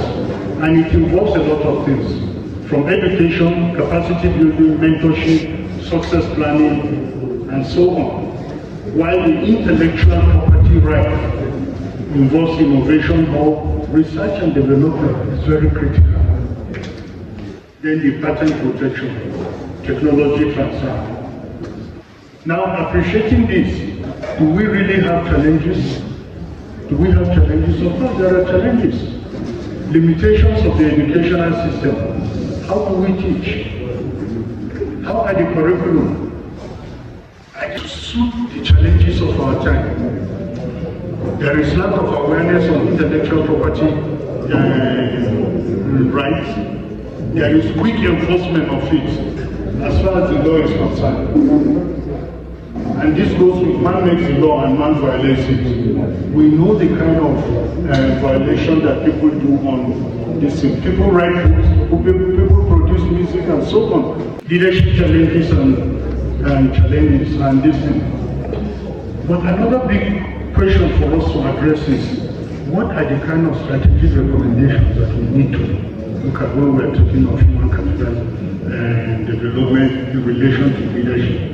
There are quite a number of strategic recommendations, such as establishing a National Human Development Commission. That will go a long way, but it is not just about establishing it, but establishing it with willpower and capacity to fund it. I've identified about 3 strategic recommendations which you will get it. Then you map out the implementation roadmap that you desire to attain it. What are the implementation roadmaps? The implementation roadmaps have to do with short-term, mid-term, and long-term. Now, when you talk of human capital development, it's about us as adults here. No, human capital development is about a child from 0 to 20-something years. Incidentally, when I was Director General in the state, I happened to be the state focal person too at the national level of the human capital development. And during that period, about 2 years of working, we were able to develop a blueprint for human capital development, human resource development and capital development, of course. And we took into consideration what a child from 0 years, that is less than 1 year to 25 years. And the big question we try to address in the course of developing the paper is that why is it that in Nigeria you have to be 40, 50, 70 to start to be a governor? When in France you have Macron becoming a president at the age of 35. It goes with strategic planning of the human capital development, and it's important that you look into that. Then to conclude, as our chairman rightly said, when you are, I understand, yes, there are PhD students here too, and I have great concern about it. And we're also trying to change that narrative even in my university. And for the paper you will be getting, you will see the last page of the paper, I ended with a question mark, the polymath versus the phronesis. You should strive to be a polymath. By being a polymath, you are all-rounder. What is the philosophical meaning of a PhD? For over 30 years, I've been teaching master's PhD students. And each time I ask my new PhD students, what is the philosophical meaning of PhD? They don't know. They don't know. Well, I'm writing a paper, some papers on polymath and phonesis. I hope to share it with you. But it is all about being an all-rounder. You should be knowledgeable. You should be a voracious reader. And when people see you, because you read zoology, they think you are a zookeeper, and that is it. Or because, like my friend, that is read theater, so you just know how to dance. It goes beyond that.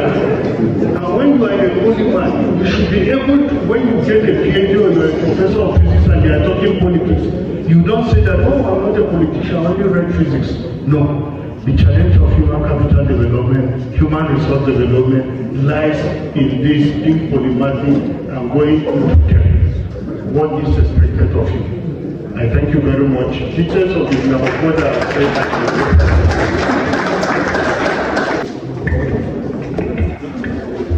I will now hand over the mic to Professor Ladi Sule Matinja to moderate the question and answer and also give a closing remark.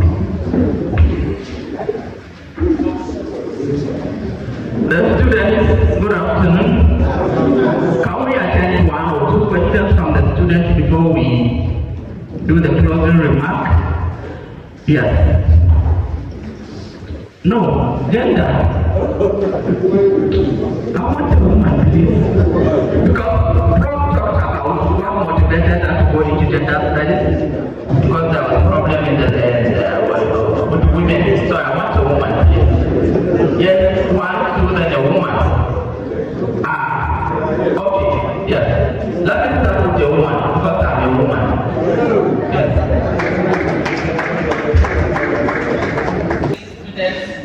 Participants of Campus and our team in particular, want to appreciate this opportunity. Actually, for me, as an individual, I've been very, very passionate about so many things.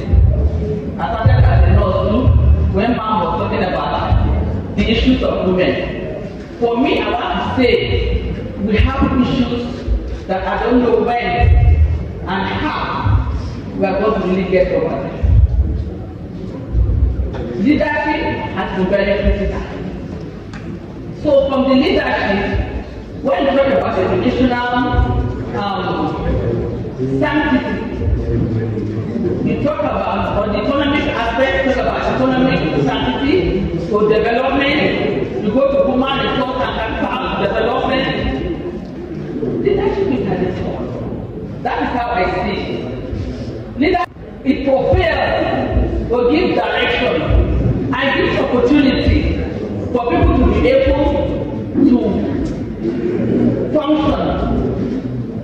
Yes, there are bottlenecks everywhere in the ladder or scale of leadership. We're here, we'll be hearing.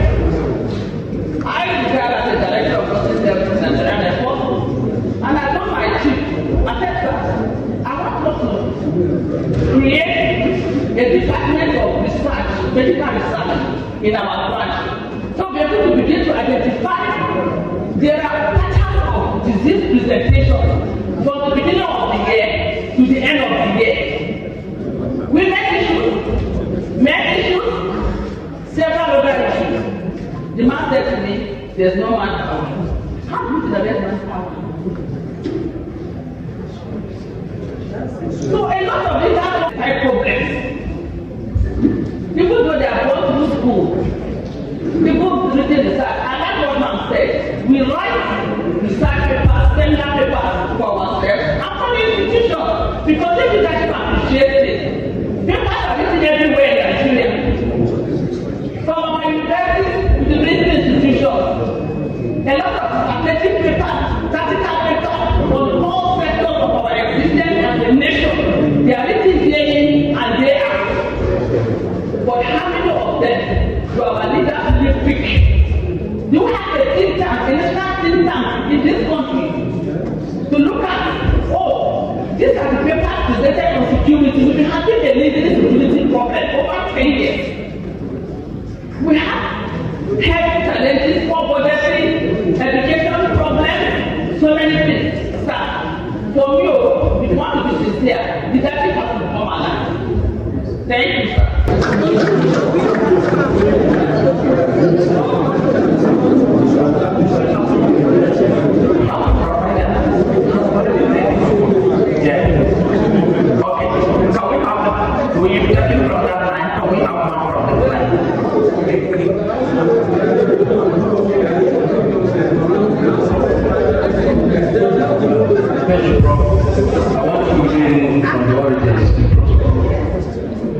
I think the issue of human capital development is a very serious issue in this country. When you look at the very recent years, the issues of inefficiency, ineffective service delivery, as well as expenditure now.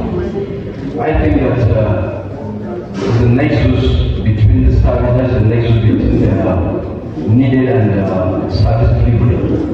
So I want to suggest that the issue of human capital development should be taken to a very serious and also next level by providing destination to it, making our various ministers and means to actually go into human capital development so that we can have an effective, more efficient service.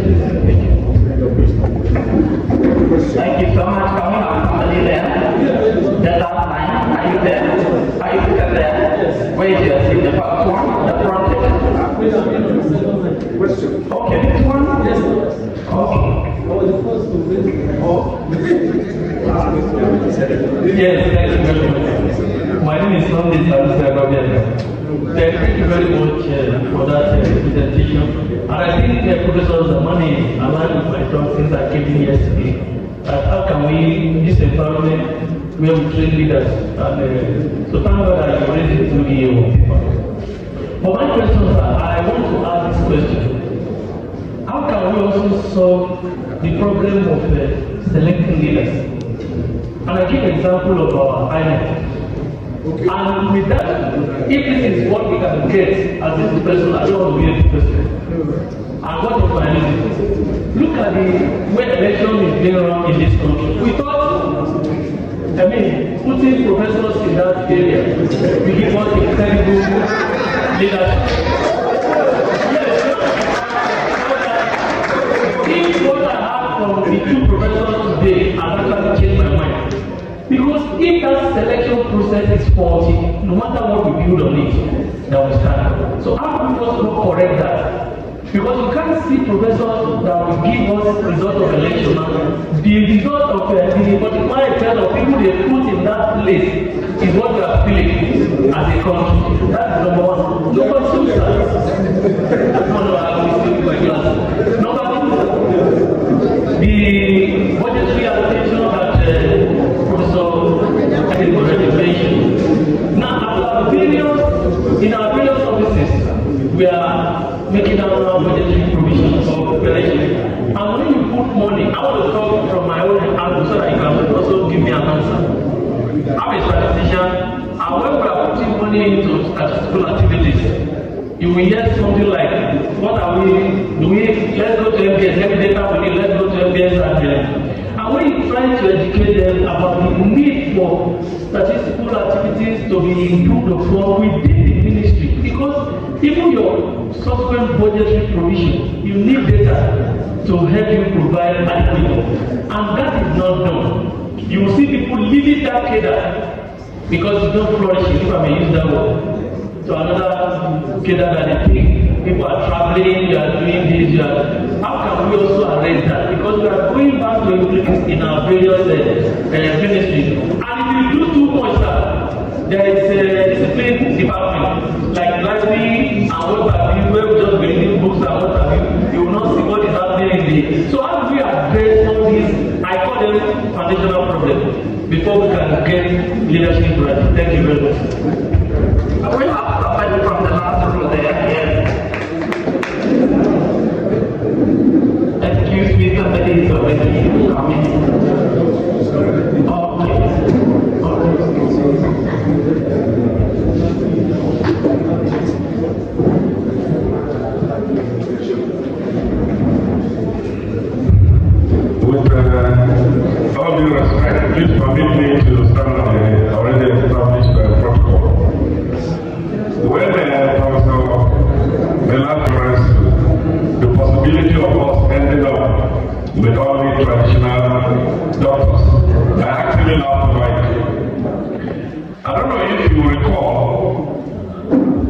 years back when Dr. Chris was the Minister of Labor and Productivity. The media hype was very large. And people complained, Nigerians are living, professionals are living. To my greatest dismay, do you remember what he said? He said, let them go, they will have diaspora fronts. He said, no problem, we trade more. So those ones that are going, we'll be ready to more revenue to Nigeria. I was dumbfounded to send it to our shop. So that's the kind of leadership that we're talking about. Further to that, I was privileged to be part of a master's program in MU Zaria as far back as 2004. It's also similar to, it's actually public policy analysis. Just we have a similar course was done at the institute in the first semester. We were challenged to analyze the public policy on agriculture and a particular one, which was the one that had to do with the agric development programs. This program was embraced by virtually every state in this country. I'm sure you're aware of the ADPs. You're aware, right? We were shocked when we got the document and analyzed it. It was a scenario like this. You are bringing in a technical partner who were endorsed by the World Bank to come and assist Nigeria in develop our agricultural sector. Guess what? Nigeria was to contribute 70% of the budget. Our foreign partners were to contribute 30%. I have never seen a dumb thing like this. You take your 70%, give to a 30% partner who then manages 100%. And what do? They use your money to get all the equipment from their own country and then bring it here. And do whatever it is that they want. All the healers, the other equipment, they were just buying them from only from their own country. The point I'm trying to make is actually a suggestion that going forward, I want to suggest that, because I've gone through the last public policy analysis in the East, I would suggest that we also go practical. For every of that sector, see, let the assignment be that you lay your house on particular existing public policy documents. Let every group sit back as being assigned, let them analyze each of these policies and the outcomes we should be able to write back to that very ministry and let them see how they can adjust. That's my contribution. Thank you so much. I think we are rounded from each group. So I think that's just it about the questions and answers. To me, it's also and maybe give us a practical, very fun, what exactly is there. So at the end of the day, when we collect the results and put it as a master illustration, a master sheet, we'll go to the local government secretariat, collection center, at the local government secretariat. All party representatives will be there. All military and the paramilitaries were there. INEC officials will be there. We announce the result in polling units. So. This is the total number of the people that registered in this polling unit, and this is the total number of people that cast vote in the polling unit. And in each party, this is the total number of what they get. So if you calculate, you find out that it tallies, the number tallies. We do it in the presence of all party agents. Give it to the party agents and the security apparatus that were there and the INEC officials. It's only the original copy that goes to INEC officials. But every other document we give it to all these party agents and the military and the paramilitary, the security apparatus that were there. At what point then we have the central returning officer that collects all the results from us and announces it at the state level. When he finishes announcing, it was at that point, when we finished submitting the result. Meanwhile, the INEC officials were on the ground, making their way. That is to say that if the person is so much interested to be in position has not gotten the vote that they needed. That's where they manipulated. How will the professors be in the know? Because when I was presenting my results to Kuje last year, somebody said I need to call this person. And I don't the commissioner of police for that matter. I overheard him saying something. This person is telling I need to tell him to do something. Let us go and meet you. He called the INEC official there, took him outside. They discussed. Quickly called him. Let him come. Something is wrong. That was wrong. It's not in his head. What was the major everything? The INEC officials in the area council manipulated. And they give it. When you are giving a figure, will you dispute it? You can only dispute it when you see that there is disparity in the figure. So when you are giving a figure, and they went and checked everything, you were given to go and announce, will you dispute it if it's high, if the figure tallies? That is the predicament we are facing. And other people were saying that there is a professor that are manipulating the result for the politician. Let them deal with them. You cannot pay them good salary. Let them deal with them. After all, they are the ones putting them there. God is our witness. We don't manipulate. It is the INEC officials that manipulate. Let me give you something against this story from I've not said anything since the beginning. And I said the problem lies with the leadership. Because of interest, selfish interest for that matter. The problem lies with the leadership. Because of interest. We talked about review of curriculum. I happened to be in New York in 2019 and 2020 for a conference. I stayed in my lecturer's house, a professor. Anytime he's going to his class to teach, he said, "Daddy, follow me. You have to take a course in what I'm going to teach my students today." I said, "Okay, Professor, give me the course I teach." He said, "No. We don't deal with course outline. We deal with peculiar problems. I'm teaching family kinship and marriage. Can you go and talk about family kinship and marriage in Nigeria?" I said, "No problem, sir." When we went to the class, I held him in the presence of a student, being my lecturer right from undergraduate level. I told him what he did to me in Nigeria when he was in Nigeria. And I started teaching them. He said, "Oh, here, we tell them to provide solution to a problem, not to tell them what it is." So I said, how can I do that, sir? He said, no, not even do that. Tell them something that can provide solution to a problem in Nigeria concerning marriage, family, and kinship. Not just telling them what is family, what is marriage, and what is kinship. That's not what we do here. We provide solution to a lingering problem in the society. And it will construct a platform at the end of the day, critical thinking. How can this thing be solved? How can this problem be resolved? That's what they do. A student is left in the pool with so many opportunities to think on his own and provide solution to the problem. And in most of their teaching, they practicalize it, they dramatize it in the class. I said, "So how can I tell the student to dramatize family, marriage, and teaching?" People who do that today is dramatic. Today is teaching day, and today is dramatic. So that's how we are used to it. So I now told you when we came back, I said, "Sir, when you were in Nigeria, you didn't tell us that. We are not doing that. That was not what you were teaching us." He said, "Yes, Daddy, but how did you change your pattern of teaching?" He said, "Yes, the students have to think and provide solution to a problem. Not that we tell them, because everybody knows what is family, marriage, and kinship. We don't need to tell family with this. No. But they should, in a relationship, in a marriage conflict between a man and a woman, it's the husband and wife. How do they solve the problem? A wife will be told that your husband was caught in someone's house.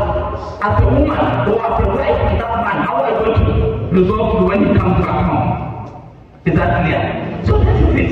A practical aspect of it. A problem, a boyfriend with two girlfriends. I mean, they will fight it, that's normal. But as a man, how are you going to resolve this problem? You need to say it. So I thought that is practical, you provide solution and then. So that's just it.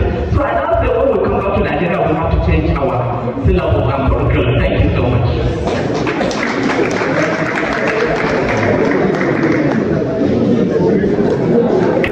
And I believe we will learn something from what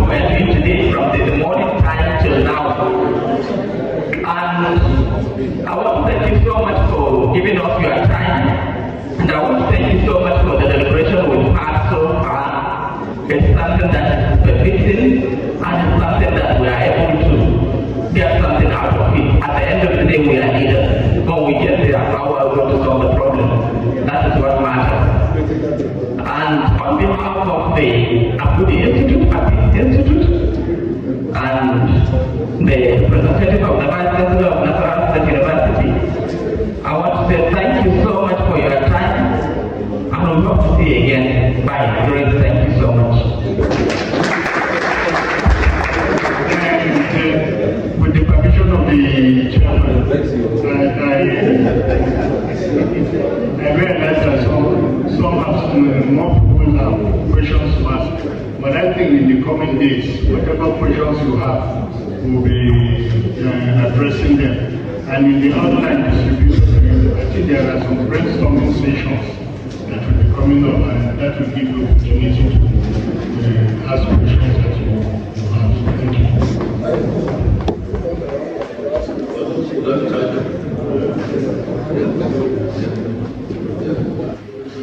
Okay, ladies and gentlemen, I think we have come to the end of the second session now.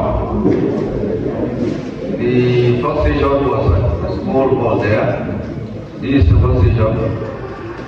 And the last session for the day is one that will be good. But that will be after your lunch.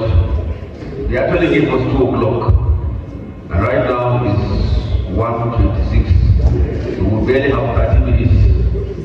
So we'll call them and ask them to give us a grace of another 30 minutes so that we can use the 30 minutes to take your lunch.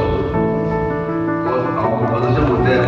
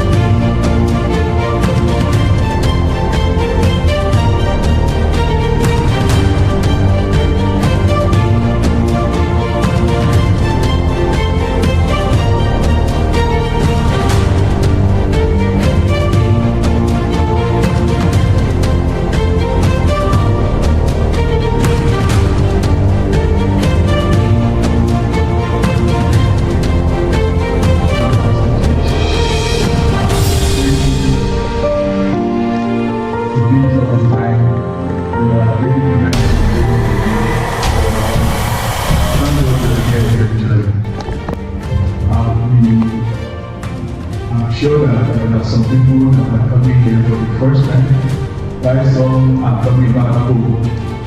For those who are coming to welcome you, I would say it's good to have you back at home. For those who are coming for the first time, we say welcome to the National Institute. Today you are here so that we can have some level of interaction with you on issues bordering on policy, strategy, and leadership. And before we start, permit me to quickly introduce the officials that are here. I'll first introduce those from the National Institute. After, I will introduce those that are our guests. There will be a welcome party closely followed by what we are here for today, which is to interact on the issues of policy, what we do and what we should be doing, so as to be part of your learning process. Whatever we can add to that, I believe it will not be a waste, to be worth the while. So, ladies and gentlemen, it is my pleasure to introduce to you the Director of Studies, our own Professor Fumi Paramala, MNI. Professor Fumi Paramala is the one in charge of studies, charge of the senior executive course, and my all standard is, she is our pride. Prof, you are welcome.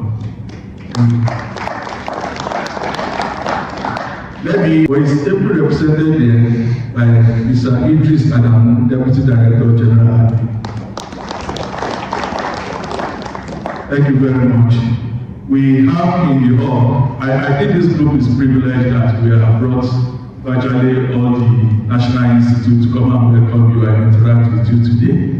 Those who are not here are those that have other engagements somewhere else.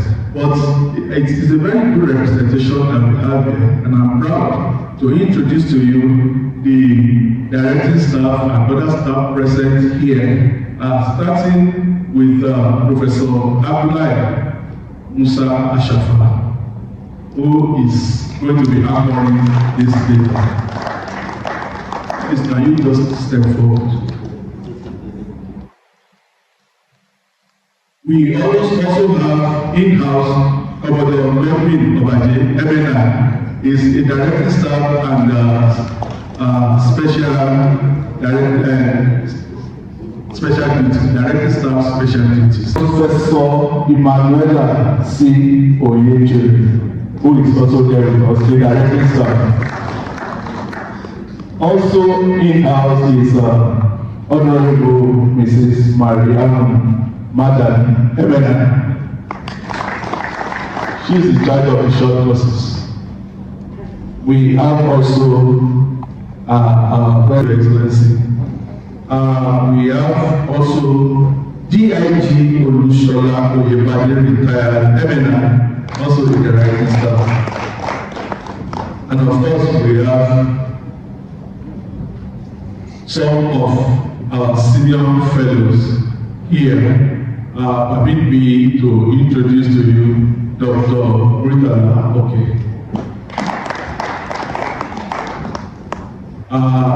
Next to him,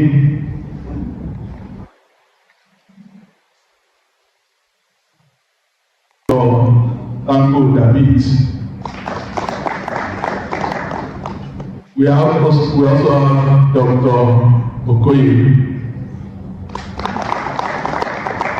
I guess Dr. Okoye has some form of link with your university. I want to believe that. Am I correct? Okay. I think we have some level of extension of the National Institute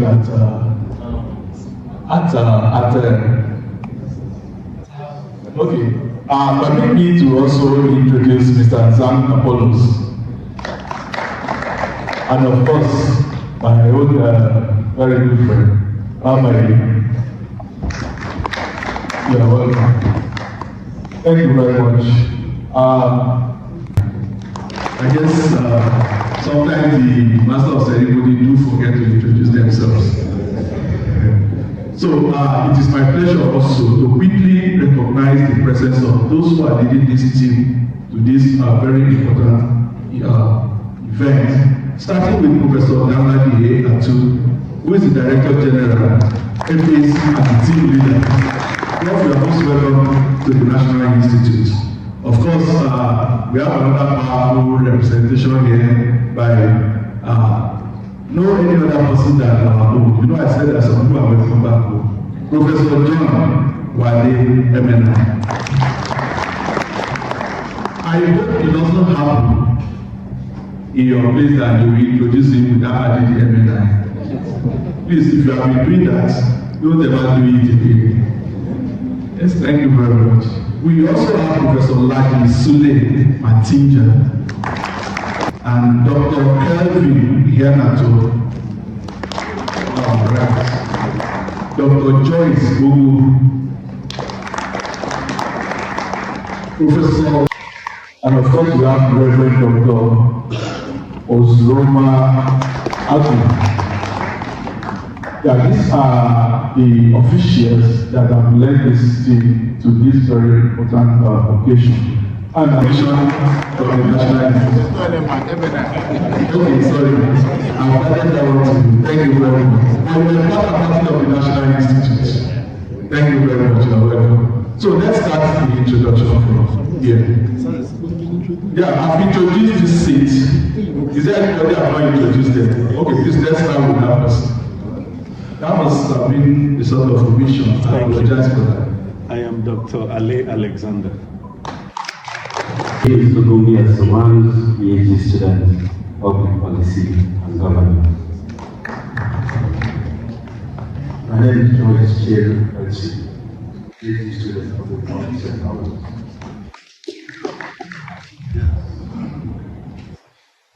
My name is Gloria Alexander, PhD, public policy and government.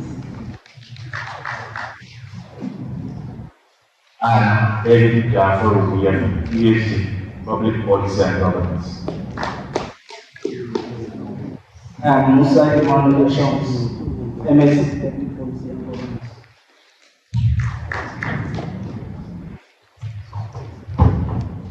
My name is Adejo Moyo, PhD student, Criminology and Community Studies. Good afternoon, sir. My name is Ibrahim Makoji, PhD student, Security and Strategic Studies. MSc Social Work. MSc Social Work. Michael Benjamin Cox, Criminology and Security Studies. Ite Adams Ishaku, MSc Peace Education Conflict Management. I'm a junior one, PhD student in Criminology and Community Studies. My name is Anne.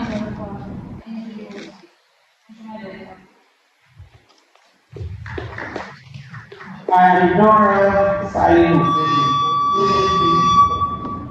PhD Public Policy and Governance.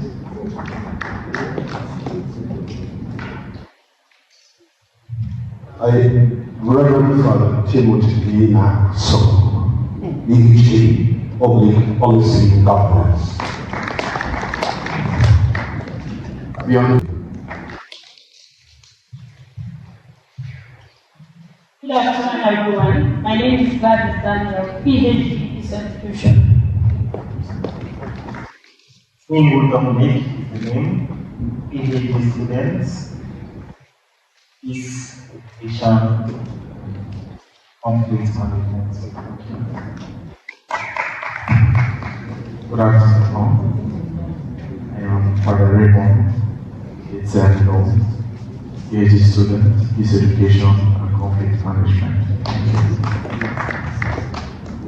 I didn't have an account at this time. Good evening all. My name is Ruth Axel, MSc Public Policy and Governance. Well, my name is Martin, the program officer at this. My name is Obiagu Justin, MSc Social Work.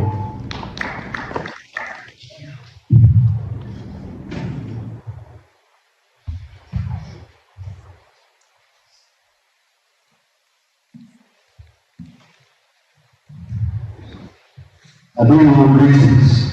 My name is Sheikh Bala Usman, Public Policy and Governance. PhD, Public Policy and Governance. John Bradley, PhD, Public Policy and Governance. Good afternoon all. My name is Johnson Ataguba, PhD Social Work. Good afternoon all. My name is Madaki Lilian Luka, MSc NGOs and Development Studies. My name is Oluwalosu PhD Social Studies. Good evening everyone. My name is Fatima Suleiman, PhD Social Work. I am Akan Izam Akan, MSc Social Work. Good evening all. I'm Mary Asibi Gonsu, Social Work, PhD Social Work. I am Teresa Daniel Nazi, PhD Public Policy and Governance. Good afternoon all. I am Madaki Lukashere, PPG. Thank you. I'm happy to be back home. Good evening, everybody. My name is Rosemary Eta Ebuta, MSc NGO and Management Studies. Alabede Solomon Olu, MNIM, PhD, Public Policy and Governance. Good afternoon, everybody. My name is Veronica Ayufa, PhD, Public Policy and Governance. MSc Social Work. Good evening all. My name is Manasseh Dati, PhD, Public Policy and Governance, and I'm happy to be here. Good afternoon, sirs. My name is Sunday Sanusi Agbabiaga, he for she, awaiting senator, MSc Social Statistics. Good afternoon, everyone. My name is Dr. Anne Ibrahim, PhD, Social Statistics. Good evening, all. My name is Mary Ayo, MSc Education.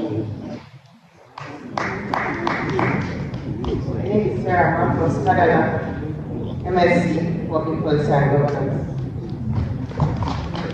Good evening, everyone. My name is Dr. Ike Olokun, MSc Social Work. Good evening, everyone. My name is Osamudame Owen Sakiwale, NGO and Development Studies. My name is Gilda Richard, MSc Peace Education and Conflict Management. I am Richard Iria Imana, MSc Student, Peace Education and Conflict Management. Good evening. My name is Iro Ebulan Ewe, MSc Peace Education and Management. Good evening all. I am Reverend Father Thomas Saiko, MSc Peace Education and Conflict Management. Good evening. My name is Dr. Malik Aruna Waka, PhD Public Policy and Governance. PSLC 51 participants. Good evening, all. My name is Anna Estera, PhD Peace Education and Conflict Management. Good afternoon all. My name is Mike Lee, Criminology and Community Security Studies.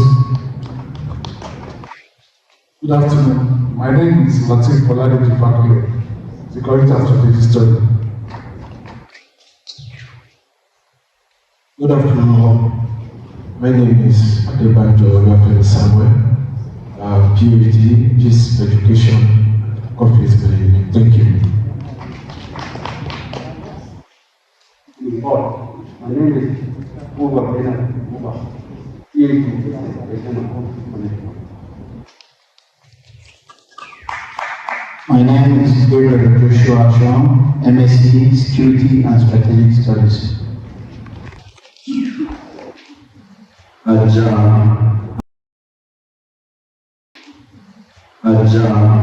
Alfred Illina is my name, member representing the Southeast and tries to enjoy our good weather.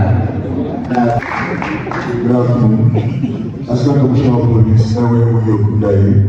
I'm a student, MSc Security and Strategic Studies. Good afternoon, everybody. I'm an Assistant Commissioner of Police, a PhD student in criminology. Thank you. Sorry, my name is Sunday Dia. My name is Tuyamaya Lagos State. I am Ali Bindu Devida, student of the PhD Security and Security Studies, fellow of the Security Institute. Thank you. Good evening, all. My name is Musa Etse, PhD student, GIS Education and Office Management. Good evening, Abdullahi Muhammad Deba is my name. PhD student, Criminology and Community Security Studies. PhD, Public Policy and Governance. Thank you.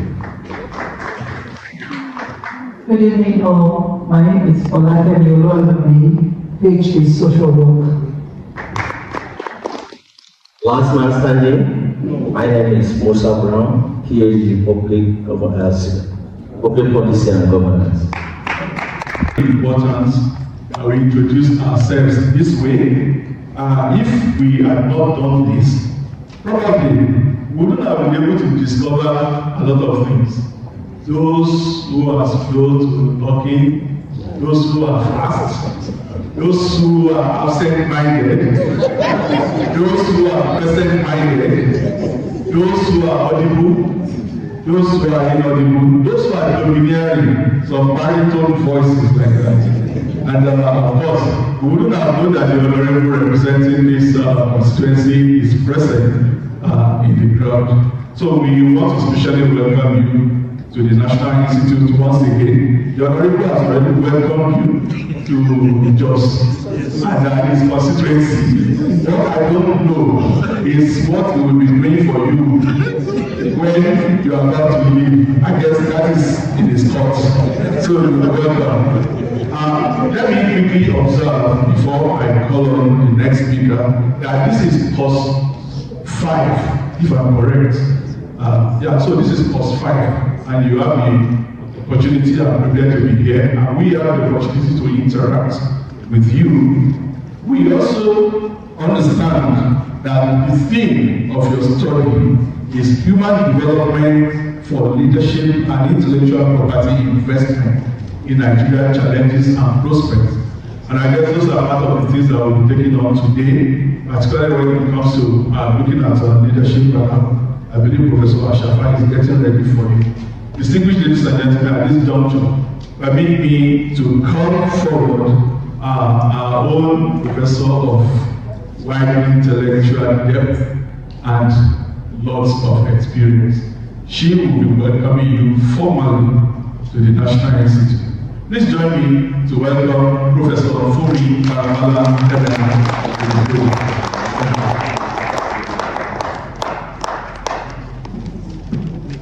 The representative of the Secretary Director of Administration, directing staff here present, senior fellows, our distinguished guests.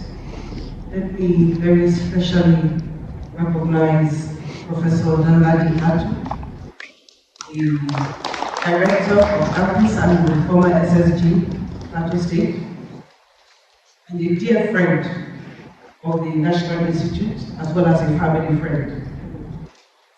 I want to also recognize another friend of the National Institute, one of our resource persons and external examiners.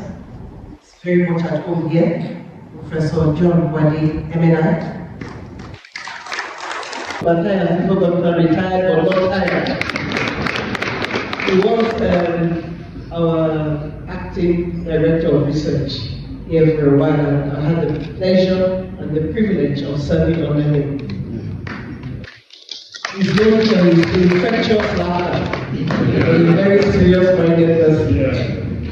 You are very welcome, sir. Welcome back home. Let me welcome the team that have so graciously come here to interact with us. On behalf of the Director General of the National Institute for Policy and Strategic Studies, Professor Ayo Omotayo, a professor of environmental sustainability, who is unavoidably absent because he's out of the country, I would like to welcome you to Nigeria's aidless think and policy research and leadership development National Institute. We pride ourselves with a number of things. First is the high quality and the high quality of intellectual discourse and the high caliber of persons who are invited here to reflect, to dialogue, and to investigate into the very relevant and topical issues of our dear nation, Nigeria. I would like to congratulate and commend your institution for organizing such an outing, which I think will be much more of this in Nigeria. It is a sign of your commitment and dedication to intellectual discourse and to further advancing the cause of knowledge production for the growth and development of Nigeria. It's particularly interesting, human development for leadership and intellectual property investment in Nigeria, challenges and prospects. This theme is quite germane and timely. We know, for instance, that human capital development in particular is essential to the progress and development of any country. It enhances knowledge, skills, and health of individuals, and it is a foundation for a competent and capable workforce. And we know that the individuals that are served by human development are the basic asset, or the resource base of any country. Of recent, Nigeria has continued to decline in terms of global competitiveness. As of 2022, we were 114 out of 133 countries. And this is a sign that we are not yet investing optimally in education, on-the-job learning, and health. These are the cornerstones of human development, and it is clear that globally particular areas are not leaving intellectual property investment time, because at the end of the day, human capital development, human capacity building is all about the stockpiling of intellectual property and its deployment for accelerated national development and global competitiveness. Because we know, and this is a common truism, that governance, good governance in particular, and national development rise and fall on the crest of leadership. It's all about leadership. Leadership is the critical success factor. So here gathered today in this auditorium, we have a crop of our faculty who have been informed of your desire to engage, and we hope that within the most very intellectual and scholarly manner. Our expectation is that the takeaway from this engagement will further stimulate your appetite, not just for knowledge production, but for knowledge practice. I noted from the letter of invitation that a key aim of this engagement is for you to be able to bridge the gap between theory and practice. And that is also one of the reasons, the raison d'etre for the existence of the National Institute. So you are welcome, and I look forward to an engaging time with us all. Thank you very much. Very much, Director of Studies. I believe she deserves more than that number of pounds. At the National Institute, if you do well, we commend you. If you don't do well, we tell you that you should do better than what you have done. Distinguished ladies and gentlemen, that is the Director of Studies, and she has welcomed you formally to the National Institute on behalf of the Director General of Management. Thank you so very much for that, Professor Fumi Baramala MNI. Distinguished ladies and gentlemen, let me just give us a very brief talk on the National Institute. I'm not going to delve into the theme. Professor Ashafa is more than prepared to do that. So I'm just going to introduce you briefly to the National Institute, particularly for those who may not know what the National Institute was established in 1979 to serve as a center of excellence for cutting-edge researches on various issues that is important and germane to the development of Nigeria. Not only that, the National Institute is to serve as a center where top-level decision makers will be trained, so that in our quest for human capital development, you misuse it against the copyright law, then you are liable for legal action. And therefore, inventors have intellectual property right over their inventions. And therefore, it is a very important issue that you people are looking at. And then you have had the discussion on a brief about the institute. The institute largely is a think tank. It looks into policies and submit to government on the basis of Basic Government Act. And this act is centered around the issue of human development. This human development is in terms of education, in terms of health, and a lot of issues that will improve life of Nigerians. And that is why, as leaders, or would-be leaders, we must need to perfectly understand this issue of human development, and as leaders, one also looking at the issue of this intellectual property, because intellectual property is something, like I said, that is not, it may not be tangible, but it's really protected by law.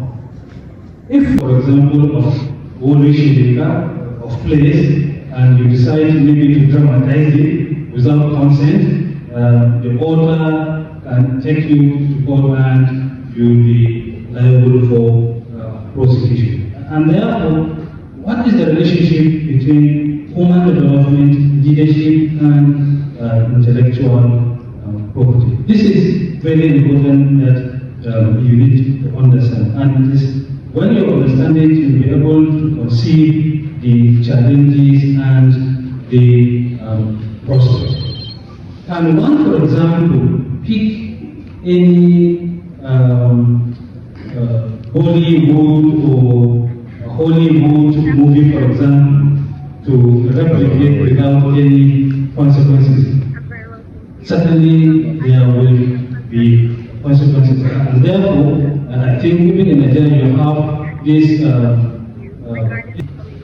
intellectual property commission, but there is a commission that exists in order to look at some of these issues. So these are serious issues that really need to be understood. So I don't know.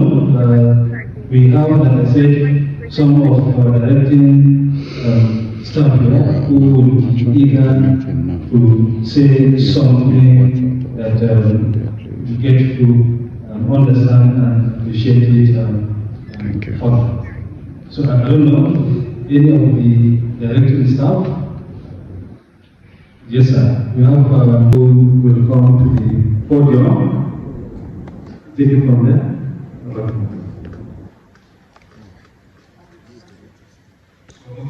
Yeah, we have Ambassador thereafter. DNG. Thank you, sir, for David Commander Godwin Amaji, member of the directing staff, special duties. I'm also member of the strategic and security course 4. Matthias is my boss and also my boss mate. He has left me behind here teaching it. I'm coming back to join you very soon. It's good to have you. And while my colleague was Shafa was giving you a synopsis of your topic, how we understand it from the policy perspective, the theme of senior executive course 46/2024 came to my mind, and I was trying to contrast youth empowerment and sustainable job creation in Nigeria, issues, challenges, and prospects. And what the sector can be told to do is simple. The digital economy is gaining ground world over, and today machines are competing with jobs of human beings, including leadership. In the military, machines now are introduced into the war and direct the men what to do. So even as you are aspiring to the leagues, as you are investing in human capital development, there's a challenge also that you are going to compete with the machine. And machine, the advantage it has over us that it learns faster and has more capacity to process issues and diagnose problems and solve than we do. So what that means is that we must also, in our investment in intellectual development, must also take cognizance of the fact that we must acquire digital knowledge to be able to live and to operate in the digital world that is coming. So if the summary of what I'm trying to say is that as we are trying to develop ourselves intellectually and perhaps contribute to the stock of intellectual property that the nation can rely on, we must know that the old ways are no longer feasible and effective for today's world. So you must try to see how do you link your intellectual capacity development and study to the digital era, so that not only will you be a leader in that era, but also remain relevant. So that is how I was sitting and trying to link the two, just as you have been giving the thing, they also are giving the thing. So there must be some marriage or convenience as you go ahead in your intellectual journey. Thank you very much. Thank you very much. Awesome. Yeah, continue.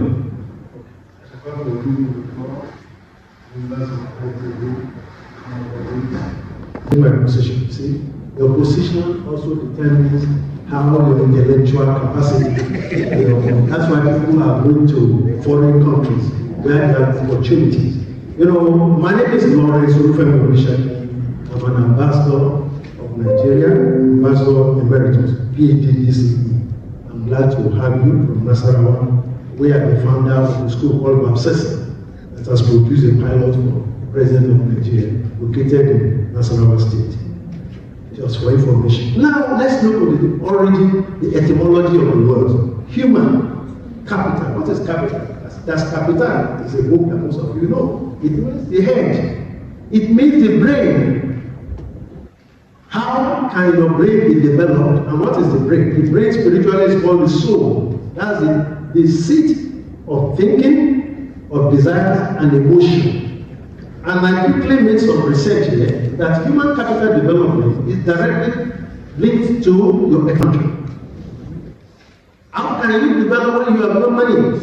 Somebody says you go to the market not to go and prophesy. You pay money, cash, or you use your card. That's what it is. Here on earth, human beings are meant to think.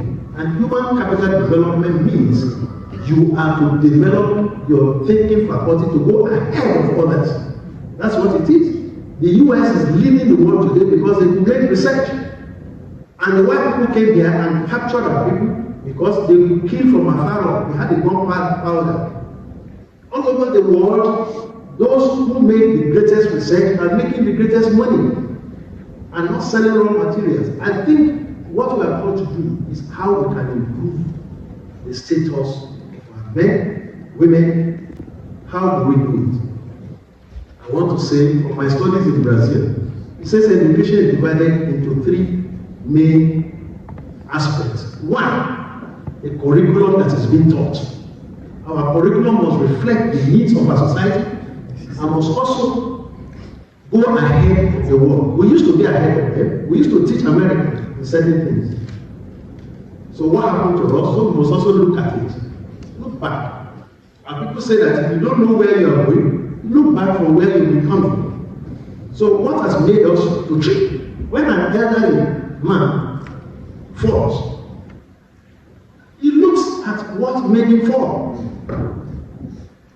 So why is it that from 1982 our universities stopped being recognized automatically?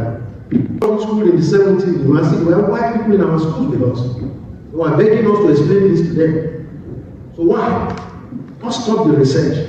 What cut off our lecturers from the international, intellectual faculty and field? So I just want to say, from my own understanding, intellectual property, which is why we, of course, in Geneva, Columbet, I said in Switzerland at the time, where they recognize that what you have produced is unique to you. You have some input, not copy.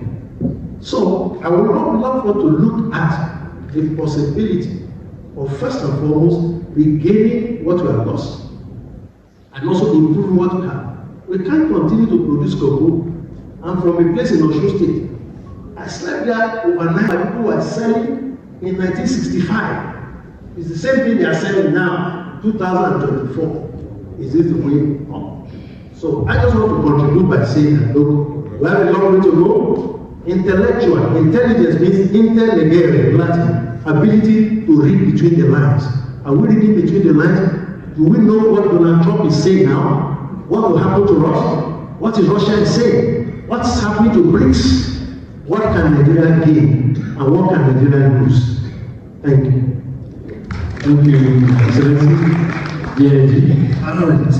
Deputy Inspector General of Police, Lady Oyebade, retired, a member of the National Institute. I just look at your theme. I see human development for leadership. You're talking of also human capital development, intellectual property. And what came to my mind, immediately I looked at it, was the digital world that we are now. Digital economy. Just like my brother, the theme that we are interrogating this year is a bit in the direction of what you are looking at. But then, when you look at crime is dynamic. Look at it from that perspective. What are we doing to really raise our human capital development to meet with the challenges of the digital economy in our contemporary society? I think that takes us to education. What are education? If you don't have BA physics, you cannot fit into the system. So we have to look more into skill acquisition so that we can develop skill that will be able to marry the economy that is coming in the nearest future. There is a book, I always refer to it, if you can Google it or you can read it. what you do before your career disappears. A lot of career have disappeared, and we are all sitting. What are we doing about it? In those days, before you get your money, you go to bank. Tally number 10. You will come, they will check. We have passed all that stage. And what is the implication? A lot of people reading banking and finance, where are they going to work? The ATM.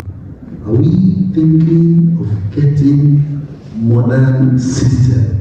What are we going to do to be able to get employment? Human capital development that will agree to march into the digital economy that we are going into, that we are already there. Because what you find out is, I listen to all the courses you are doing, a lot of you are, these are courses that are relevant to the economy we are talking about. But we have to now see that with the digital economy, if you are not good in ability to marry all that is necessary to feature in the digital economy, you will be left behind. We have to develop the skill, we have to develop, because robotization and all the global development in the digital world will pass. So address the education about the skill that we should develop to be able to make the human capital that we are developing now to marry the digital economy of the contemporary system. Thank you. Thank you, DNG. So let's go into the interactive session that you may wish to ask. Yes, sir. Wait, and then you, the second one, then where is that lady? 1, 2, 3, 4. Well, I'm very restoration and of Mr. Jeremy. Yeah, please, I'm so happy to be here. And what I've heard so far, you're a social worker. You are now from the field of social work. And social work is for problem solving. So the institute is meant for problem solving. And I believe there are so many people, but I want to find out the strategy you have introduced, or the mechanism you have introduced to monitor the trainings you have done so far and the impact of it in our society. Because our society is sincerely decaying. Social problems and families dying. And again, you also said you also advised the president. So I don't know the measure you use in doing that to find out the impact of it in our society today. Thank you, sir.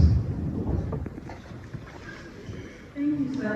My name is Awutu, and I'm a PhD student in the public policy and governance.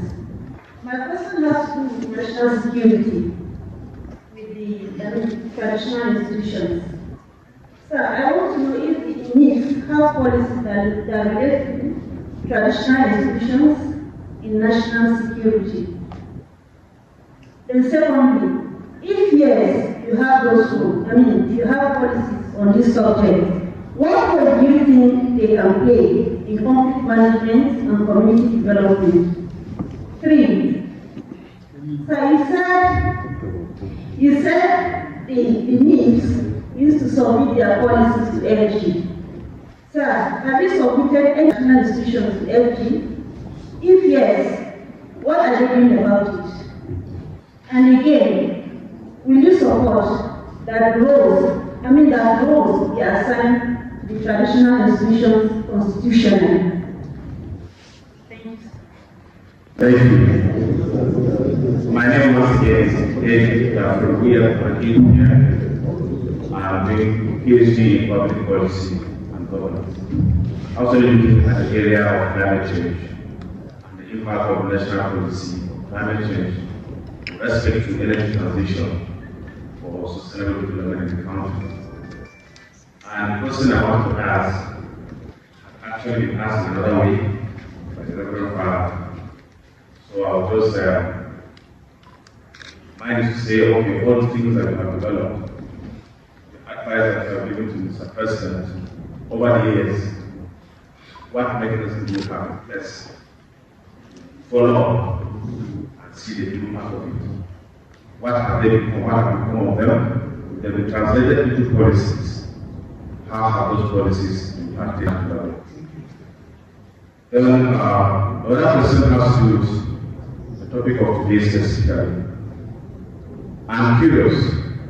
This morning we were charged at another setting before we came here that we should ensure that our research is connected to our passion.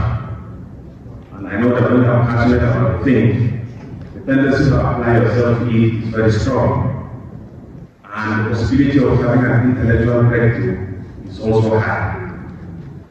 When the participant at MIPS has that kind of intellectual breakthrough, what happens, or what is the structure of the ownership of the intellectual property that spins off therefrom? Thank you very much. Everybody is entitled to only 1%, no double-barrel person. Because you are many, and we want to book the questions to go for people to answer as many as. Okay, I transfer my first question to the Reverend Father. Okay, thank you. So, no, I recognize you, yes. I think you're ready now. Okay, we'll be the last on this side. Good afternoon, one and all. I am Father Raymond Dezaro, a student of PhD, Peace Education and Conflict Management. All thanks to Hafiz that has brought us out for trying to bridge a gap between theory and practice in the educational system in Nigeria. From my primary school up to you see, when you are asking questions, you don't. I'm making a contribution. Contribution? Yes. Okay. So, primary school up to my seminary formation, I discovered that many of the issues that were being raised in our training and learning were up there, ranging from drawing on grasshoppers to identifying A as for alpha and B for ball, without having to have a conversation about the tension that exists between, say, the tribes that are in Nigeria. I knew that we had the Idoma tribe in Benue State when I was in secondary school. Serious as that. But the Idomas have always lived in Benue State, US. So I think we have to rethink policies on education in Nigeria that are directed towards solving our problems and national integration. Because the only thing that comes to mind about a Fulani man and a thief man is that it is parity. But is it possible that these two can live together? What are the policies of trying to make people understand that, first of all of us are Nigerians and we can mutually cohabit? Thank you very much. And then the last one, the lady. Good evening, all sitting. My name is Ruth Atu, MSc, Public Policy and Governance. Actually, my question was Atu, but since you said one, so you were talking earlier about your experience in Brazil, about their educational, and then you spoke about the education is divided into three, if I got you correct. And you said one is curriculum, you have to reflect your problems to the society. But you didn't mention the other two. I don't know if you guys We have come here and we have been informed. We've gotten some basic information about how to sell better your intellectual property. And we've gotten information about how you should protect it as well. But I'm a journalist, and we believe information is power. What are you doing to get those people who have no information about this basic concept informed? And how are you also using the ambassadors of this institute to get to the grassroots, to let them understand what this institute stands in terms of conveying?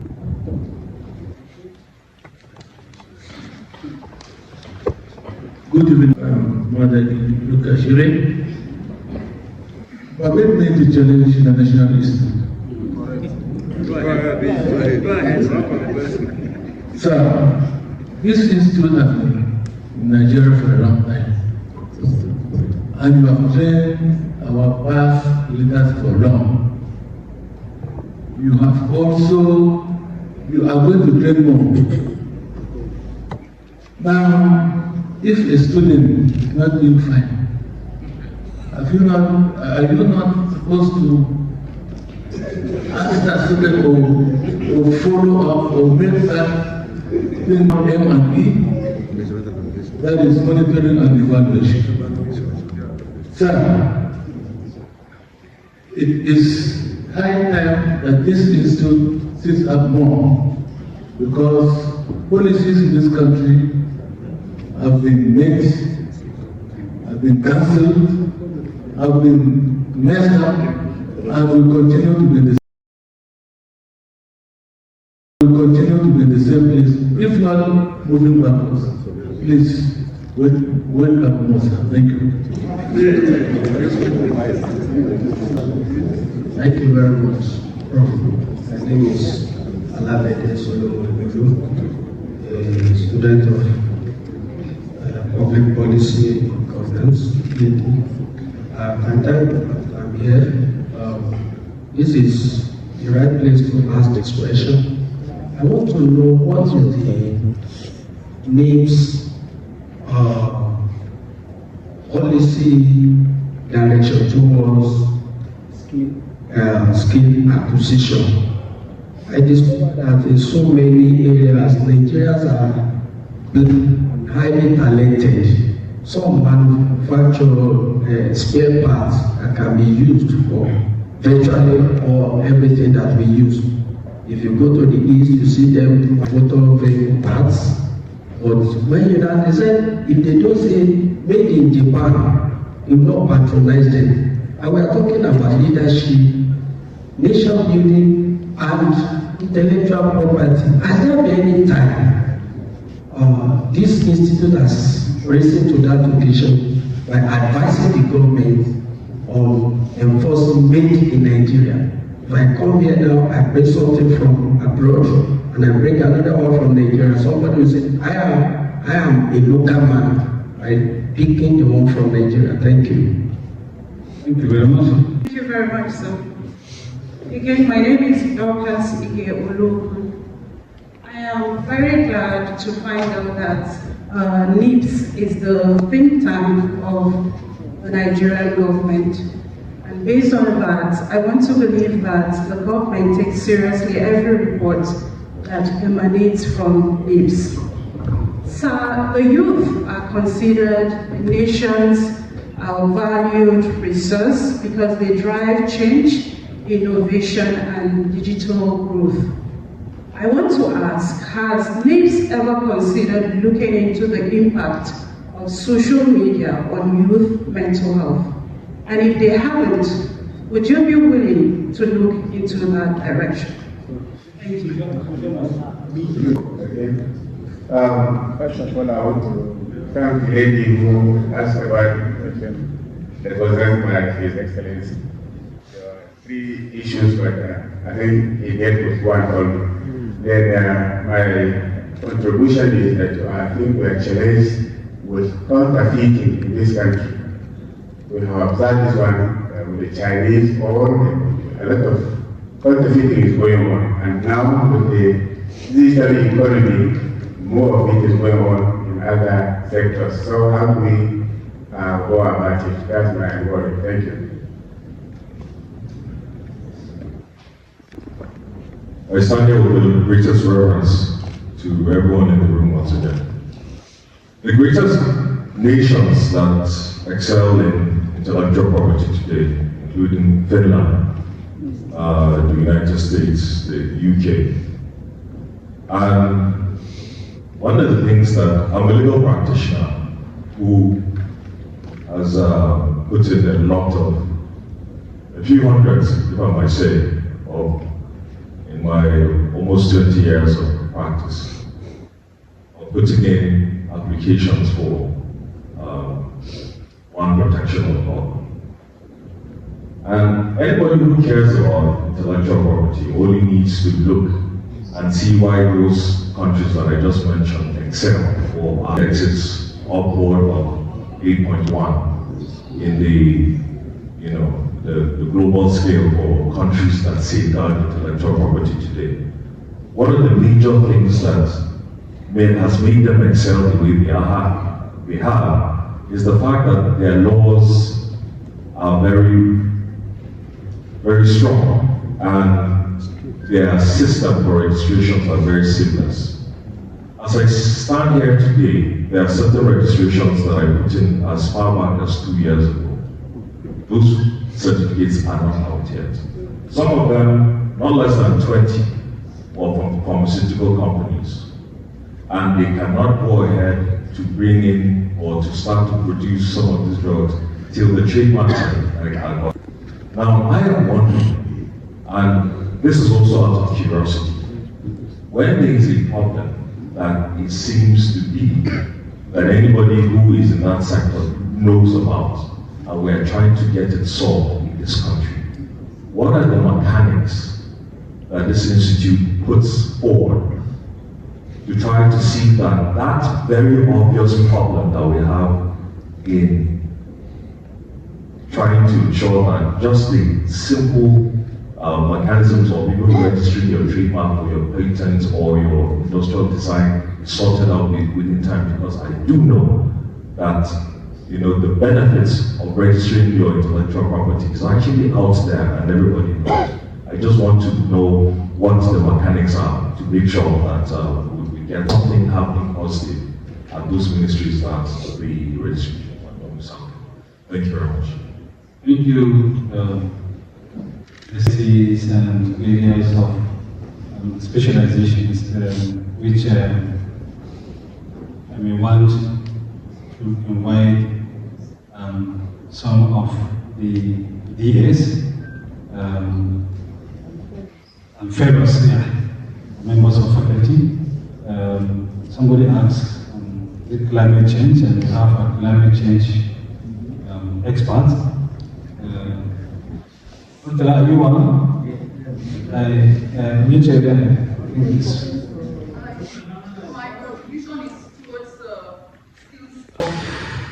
Water resources management and development planning. I'm a directing staff in the institute.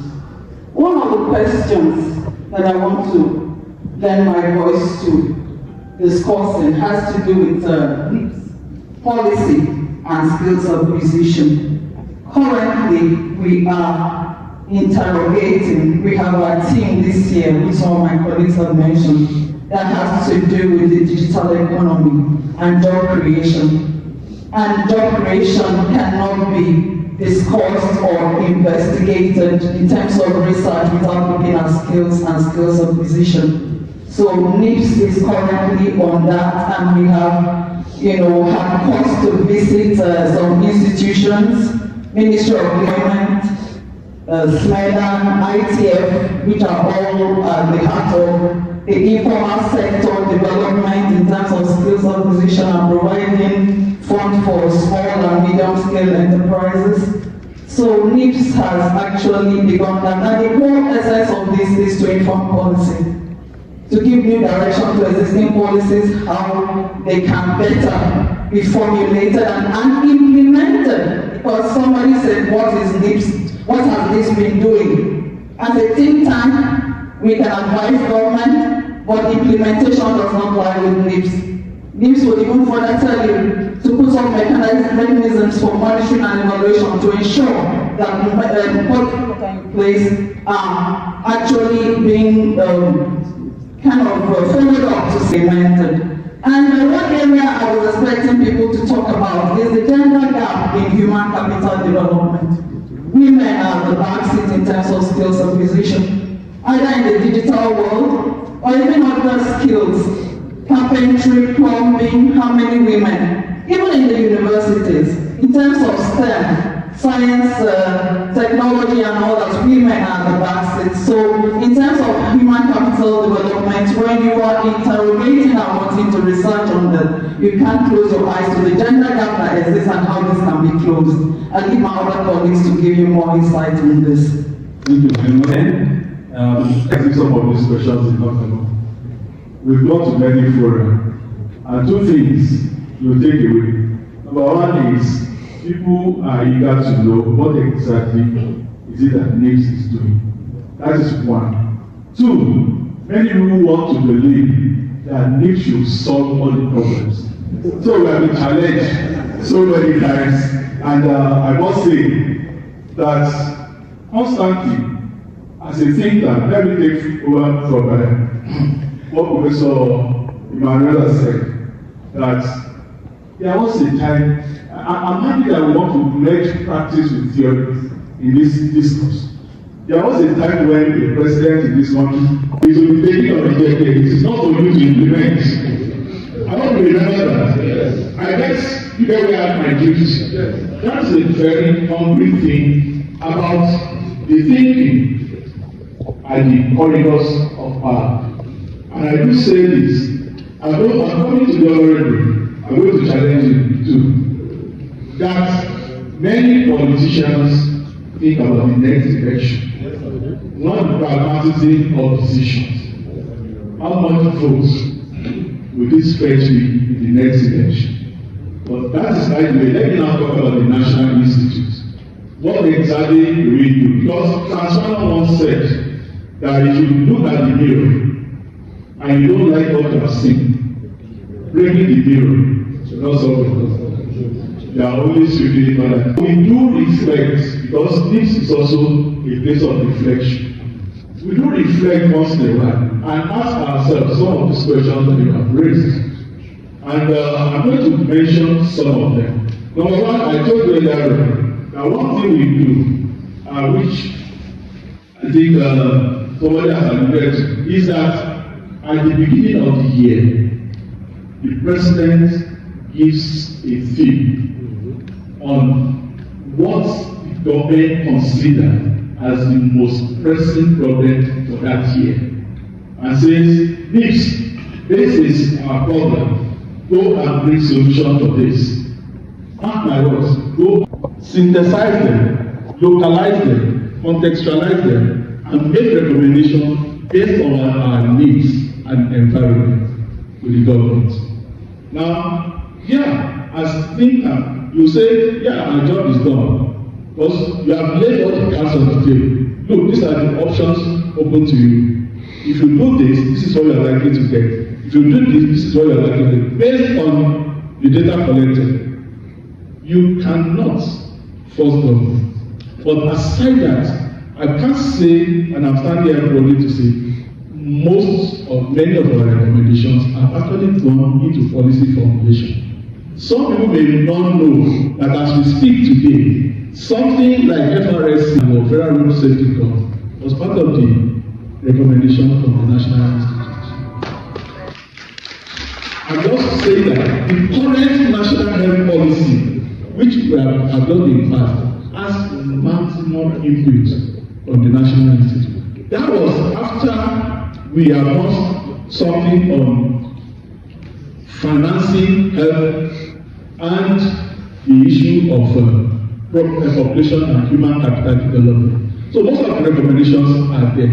They may not be taken holistically, but they are serving as input into different policies. Now, the National Institute presents its annual report, which is the end of the year report, that you have asked us to go and research on this theme. This is what we have been able to get. That is to the president in council. When I say president in council, I mean with the ministers and the service in attendance.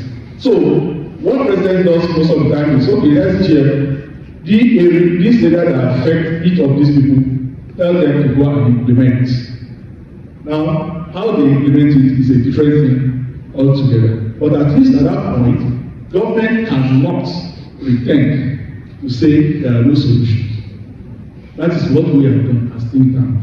Now, we also, as I said earlier, constantly, even currently, I can tell you that within this year, government has sent about 5 different issues for us to give them policy advice, which we have done. Now, in doing that, we are also making recommendations that these are decisions that you should take. Whether that decision is taken or another form of,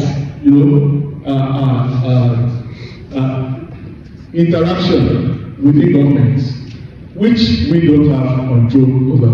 Now, having realized that it seems our reports are being concentrated too much at the national level, we have decided to open up to meet with state governments. Look, we are here, we can solve the problems for you. And I can tell you how many states that we are actually concerned. Quite a number of them. Now, and on the basis of that, some of them are saying, yeah, I think we need to have some level of change in decision-making process in our government. And they have been sending a lot of top-level personnel for some of our short courses. Let me remind us that we are not only running senior executive courses. We also have some short courses, some 1 week, some 1 month. All these are targeted at reaching what we call the critical mass. We reach out. And as I told earlier, not just at the state level, we are also now reaching the local government level. So, because we discovered that we cannot just stay at the federal level. If 26 out of the 36 states in the country are functional, Nigeria will be a better place to be. So it's not just the issue of federal government. So that's what we have discovered, that we are trying to do that. So in realization of that, we said, okay, if you have recommendations that we feel are not being taken up enough, why don't we on our own reach out? And on that basis, we have what we call now NIPS Policy TV. NIPS Policy TV, I will encourage you to watch, and it's an opportunity for you to get more of what we are doing. It's a dedicated program mainly to policy and strategy. And it's another way of exposing people some of the recommendations we have been providing. As a way of saying, if people know that these recommendations are there, they can go to their various constituencies and tell their representatives, these solutions are there, why are you not implementing? We are on Mondays, Tuesdays, Fridays, and Saturdays, 10, 11 o'clock to 12 o'clock on those 4 days on NTA News 24. If you get to watch, you'll see some of the things that we are doing. Now, aside that, we have embarked on a lot of advocacy, meeting decision makers. These problems have solutions. We have provided solutions. What are you doing about them? On health, on education, on industry, on agriculture, name them. We do boldly say that if a government will come to the National Institute, or not even come, and say, bring all your reports, let's look at it, when can we implement, we will solve Nigeria's problem. But that decision and political will is beyond us. We are not giving up. We are also interested. Somebody talked about M&E. We are not sleeping on that.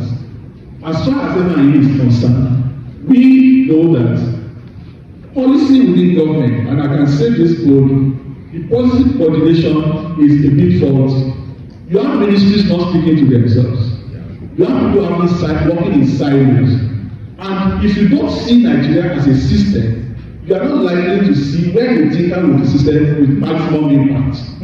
Because it is not possible for you to solve all the problems. But you can prioritize and say, look, it will touch many other sectors. And one of the things I want you to take away from here, which you have been doing, is to say that, look, persistently and consistently we have been saying, if Nigeria remains a consuming economy and not a manufacturing economy, we are not going anywhere. And that is why all the recommendations are geared towards, okay, what are you doing with your iron and steel? What are you doing with your mining? The mineral resources are on the ground. You cannot extract and process for your use. And on the basis of that, we have been engaging many stakeholders. We did a summit on mining sector with the mining people. We have met with the Manufacturers Association of Nigeria. We had a conference in the villa. Based on that, the Vice President was there. And we told them, and where my challenge is now going is honorable. After the election of 2023, Professor Bramala is here to tell me, we organized a retreat free of charge for elected officials at the villa, paid by us and our bank, not by government. We invited all the governors elect. We invited all the House of Reps members elect. That's why my challenge is coming. We invited all the senators elect. 1 day for each.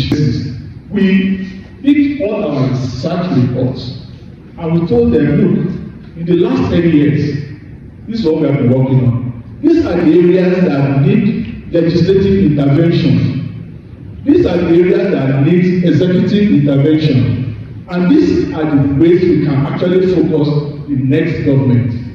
Now I will tell you this authoritatively. For the governors, the day they were invited, 5 governors attended. That is, and I can tell you this, those 5 was because of a lot of effort. They are either in China, or in Brazil, or in Canada, where we have local solution to the problem. Or as they said, I want to have in your Sokoto. We are looking for it in Sokoto. Now, for the senators, 23 of them attended. And of course, for the House of Reps, they even tried 223 attended. But our class, Honorable, were you there? That was my challenge. It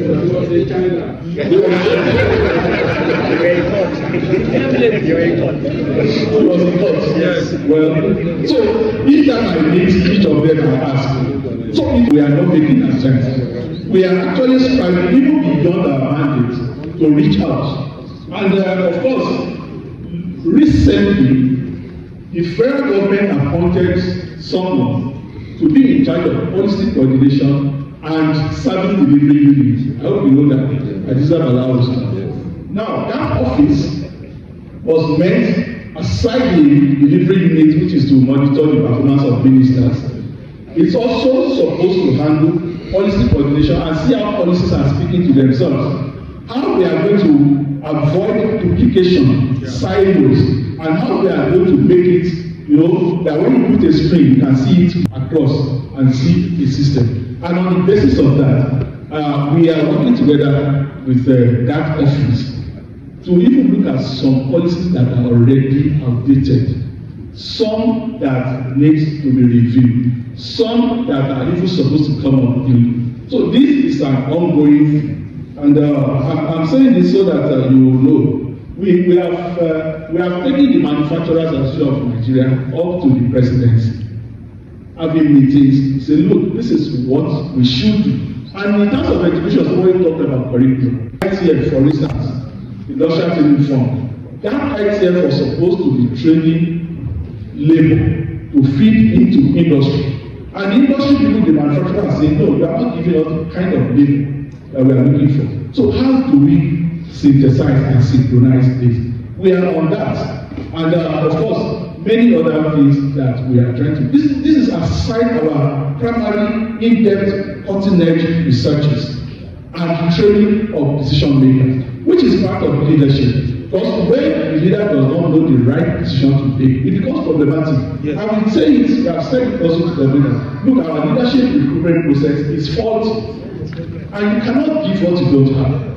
If I say I want to represent you, and I'm spending money to represent you, and you think I will represent you, who is fooling you? So I guess that is thought for all of us here. So I have some other things to say, but I think I need to stop here. Just to let you know that the National Institute is not just resting. There are a lot of activities that we are doing to the best of our abilities, even to the limited funds that are available. But we are not resting because we know that if we can reach the critical mass, local government, state, and federal, we are going to expand on those who are exposed to solutions Lastly, I want to say that, and I'm challenging all of us here, Nigerians are very good at criticism. Ask them the solution, it becomes problematic. I leave you with that. Thank you.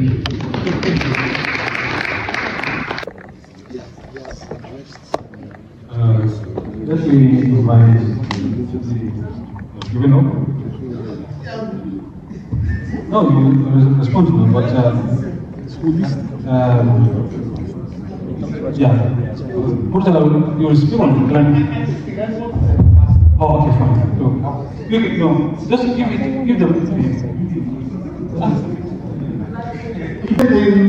Well, because last year, what we did was on industrialization, climate change, and energy security.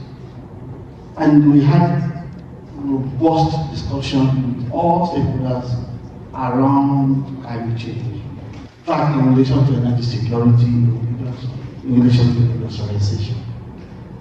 The point is, we have done what is necessary for us to do. We have suggested, we have brought out the main issue, put it on the table, presented it to the president. Fine, there are some, I must say, the new ministry that was created, Ministry of Livestock, is a product from our hand here. And it's not about anything. The government is picking up some of those policies. But I think the complexity of our nation political system is affecting the uptake of research. And that goes back to the last statement, that it speaks to the fact that we also need to take note of the people that we do what we put kinds of fear. Because those that will understand the issues we are putting on the table, they will be able to move on with it very well. So that goes back to us.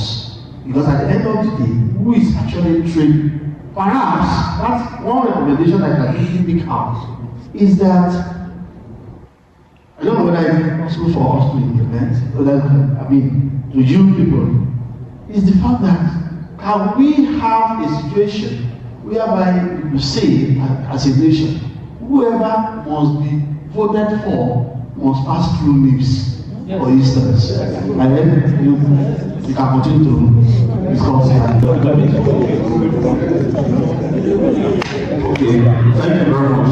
I just wanted to add that part of the climate change activities that we carried out in NIPS was a research across the 6 geopolitical zones in Nigeria, and Nasarawa State was also part of the state that benefited from that research.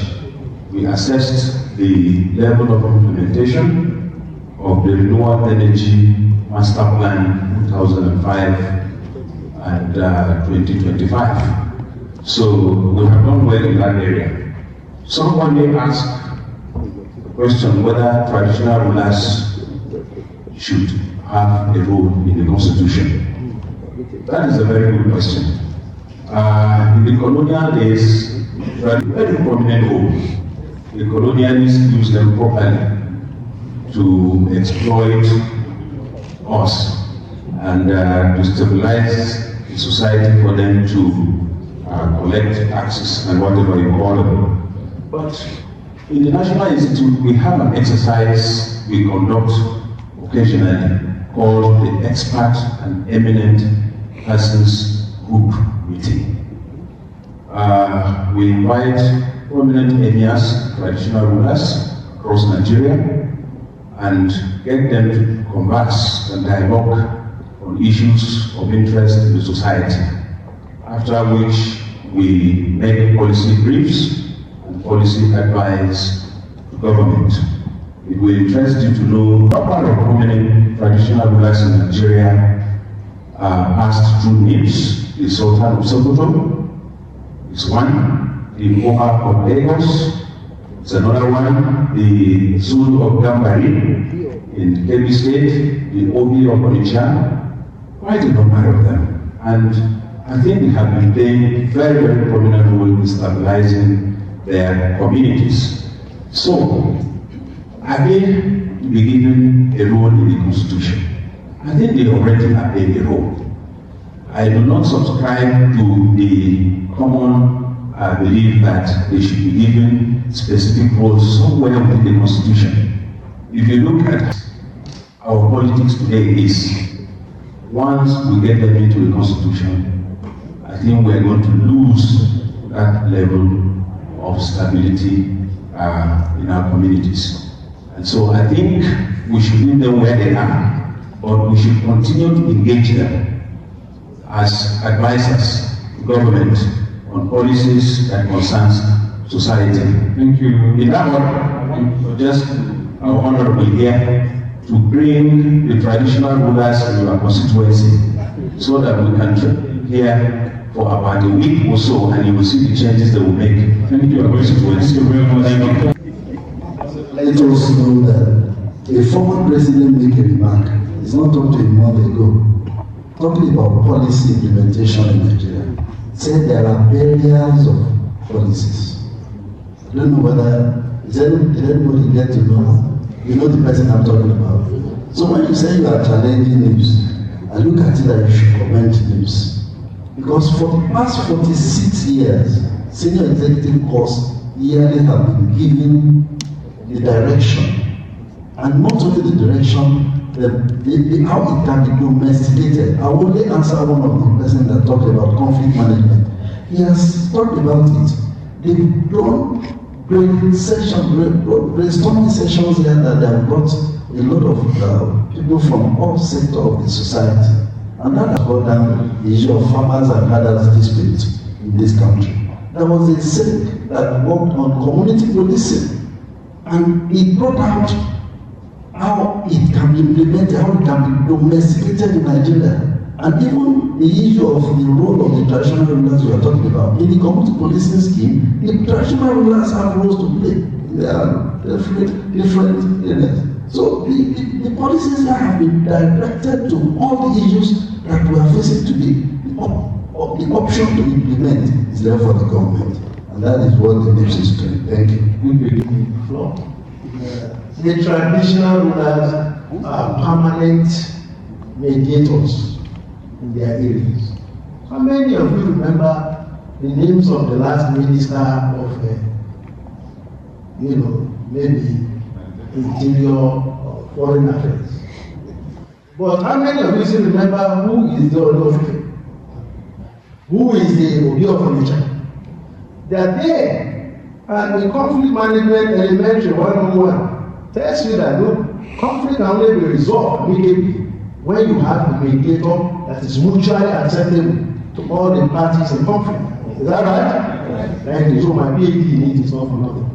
Now, let me tell you this. To say that you should role in the Constitution, they are already playing it. They are already playing the role. Whether you should give them officialize is another thing. But let me go to the question that was asked me. Sorry, I was so much in a hurry to say much for the limited time being. But it's quite about 30 years ago, I asked for another degree in Brazil while I was an officer there. And the first lesson they taught me was that this education you want to have in Brazil is made of 5 areas. The first one is your physical body. In Brazil, it is compulsory for you to do physical education. Any degree you want to take, you must do physical education. Because you know, you say mens sana, hypocoria sana. That's a slogan in Latin. A healthy mind can only be found in a healthy body. We have been losing health of state for bad health. People have been going abroad, say medical tourism. I don't believe it's tourism. It's medical expenditure on your behalf, unapproved by you. So now the areas in which education is divided according to Brazil education was that number one, philosophy or arts. That people start by observing the sun, and it leads to also religion. He might decide to worship in my own power. We worship good afternoon, we worship evening, we worship night. What people don't know, they are likely to worship. That's one thing.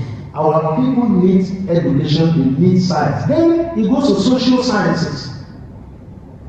Either political science, economy, sociology, or whatsoever. We should look at intellectual property on these aspects. And number 3, you move to mathematics, which actually means the womb that produces science. That's mathematics. The womb that produces science. That mathematics is the one that holds the key, and then pure science, which you are talking about. But Brazil says law stays on its face apart, and many of you want to be lawyers. I hope this has answered the question. Thank you. Thank you, Ambassador. Very much on social media, particularly the year that we did something on population growth and human capital development. And the argument is that social media, whether anybody likes it or not, has come to stay. How do we learn to live with it? How do we learn to capitalize on the positive aspect of it and then de-emphasize the negative aspect of it? And if you look at Commander talked about digital economy, you see that there is a shift now in the nature of job.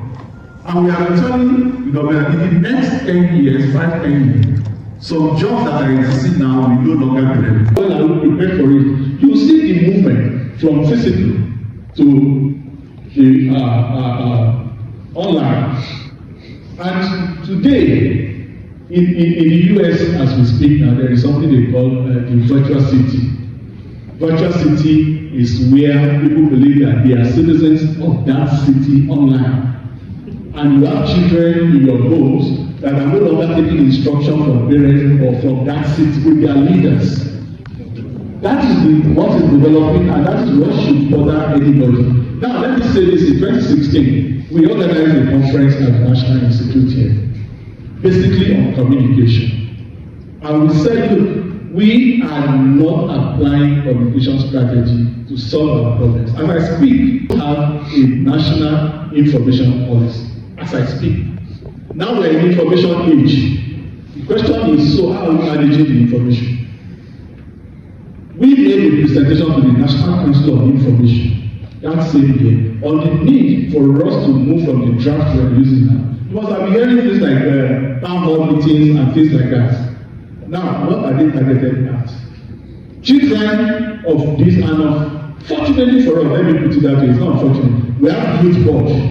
The bulk of our population is young. If that is the case, and they live mostly on social media, including decision making, and most of them have become so rich using social media.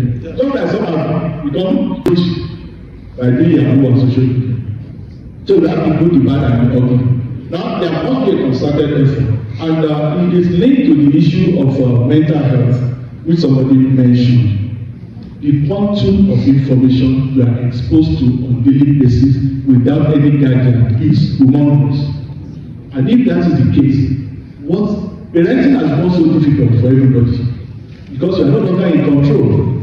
Now, how do we as a country make that to be more functional to our needs? This we have been engaging government in. And we are of the belief that for politicians, they are on social media. You can imagine that NSAS and others were products of social media. So it means that you can use it for good and for bad. So the onus is on us, and all of us in our various groups, to see how we can start talking about this. I'm very happy that DIG talked about community policing, because he had the opportunity after the research to implement a part of it. That is right at DIG. And the encumbrances that surrounded the implementation, he was able to do it practically. So this is not theory. And then we know that this is our situation. We know that it's a different direction, and it is better for all of us to move towards that direction. I'm happy that we have PhD and MSc students there, and because of that, we are of the belief that if we can all get exposed to this, we'll start thinking of how to move our country forward. Thank you very much. Thank you, sir. And that has to do with the activity of NIBSS to federal government. It's not just making recommendations after making painstaking research on a particular thing for a year. It even zeroed to the simplest implementation strategies, which means that it is now left for government to now look at these recommendations with implementation strategies and to see how it solves problems. Coming from public policy and governance, these are issues that we should also begin to appreciate and understand the role of one of the participants whom I examined his project, one retired AVM Obechi. When we were speaking, he said it was part of his ARP that he squeezed certain issues and went to meet the, I think, Chief of Staff to the President, that led to the establishment of this Northeast Commission. And you can now see this government is replicating this kind of commission for the regions. So a lot of things are happening that are positive coming from NIBSS. So may I invite Professor Wade MNI to make his intervention. Thank you. Director of Staff, Directing Staff, distinguished participants from purpose.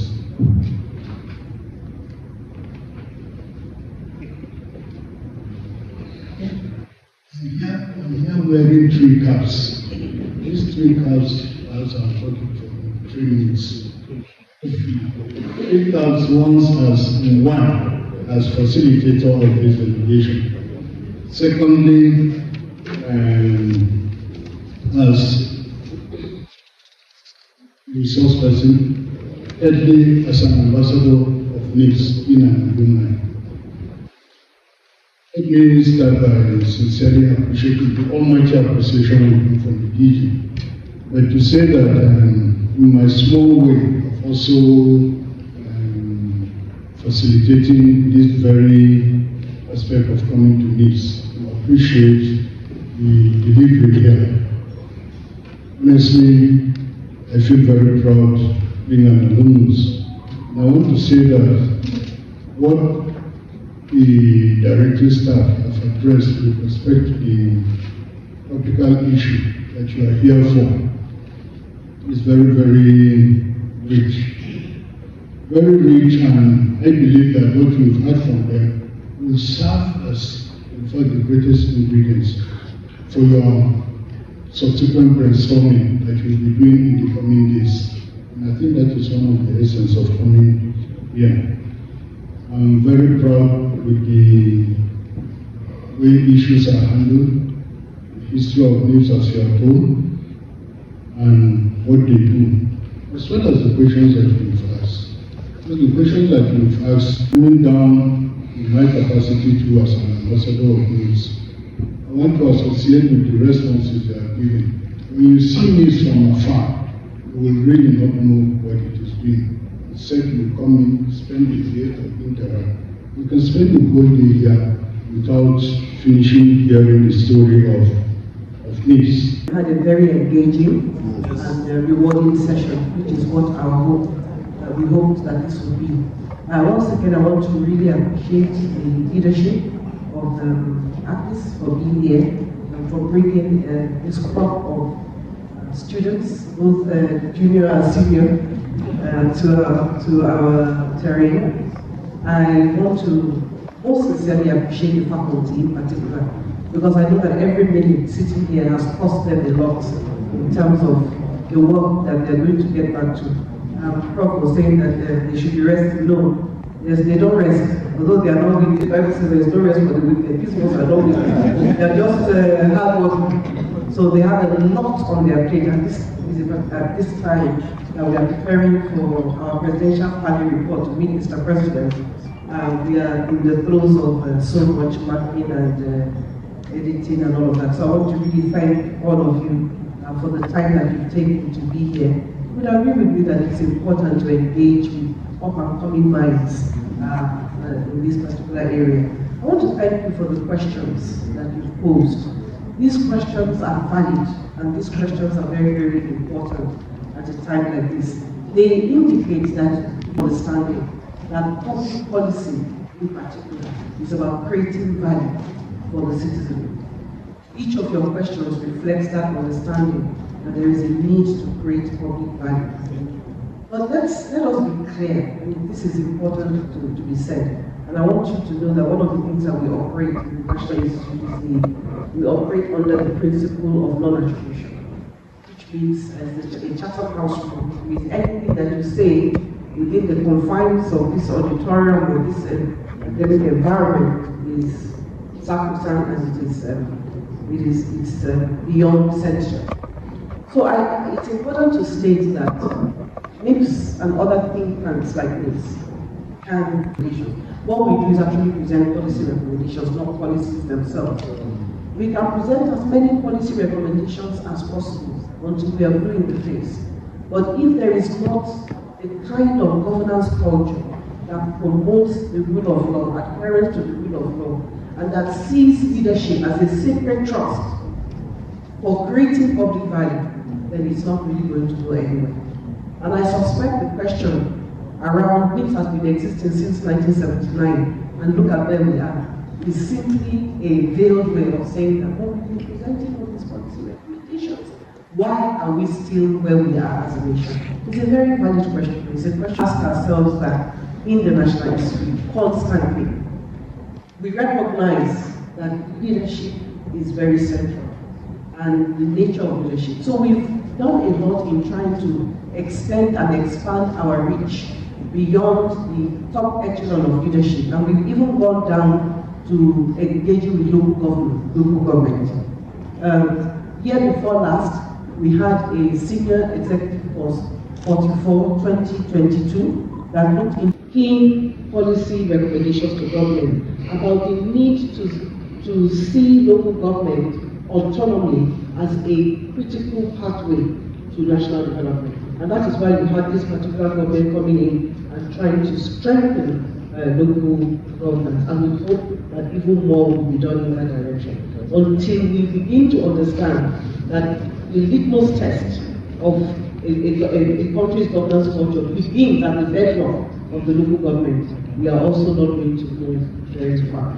Somebody asked about connecting research to passion and the structure of ownership of intellectual property. I don't know, that question was not really responded to, but just to say that the participants are counseled by agencies, and most of them would do their research around a topic that has value for their sponsoring agencies, and they make recommendations that are very useful, in particular for those sponsoring agencies. Then beyond that, some of them even write to us and ask for permission to publish, and that permission is also granted if after a process of review. Another question that was asked had to do with policies aimed at national integration. Another great question. And just to inform you that Senior Executive Force 33 2011 did a report to Mr. President, Serious Pluralism for National Integration. And key policy recommendations were also made. Somebody talked about packaging and protection of intellectual property rights, and somebody also talked about intellectual property rights processing and what are the mechanisms that NIPS has proposed.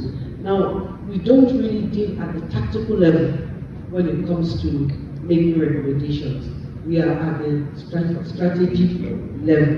And so a lot of what we've done around that area is in terms of some of our participants who have actually done specific research on intellectual property. We've had at least 2 or 3 participants who have done research on the International Copyright Commission. So at that level, recommendations have been made. Somebody also spoke about the one on social media and getting down to the grassroots. And all I wanted to say about the grassroots issue is we've addressed that by looking into local governance. Now, you have challenged us.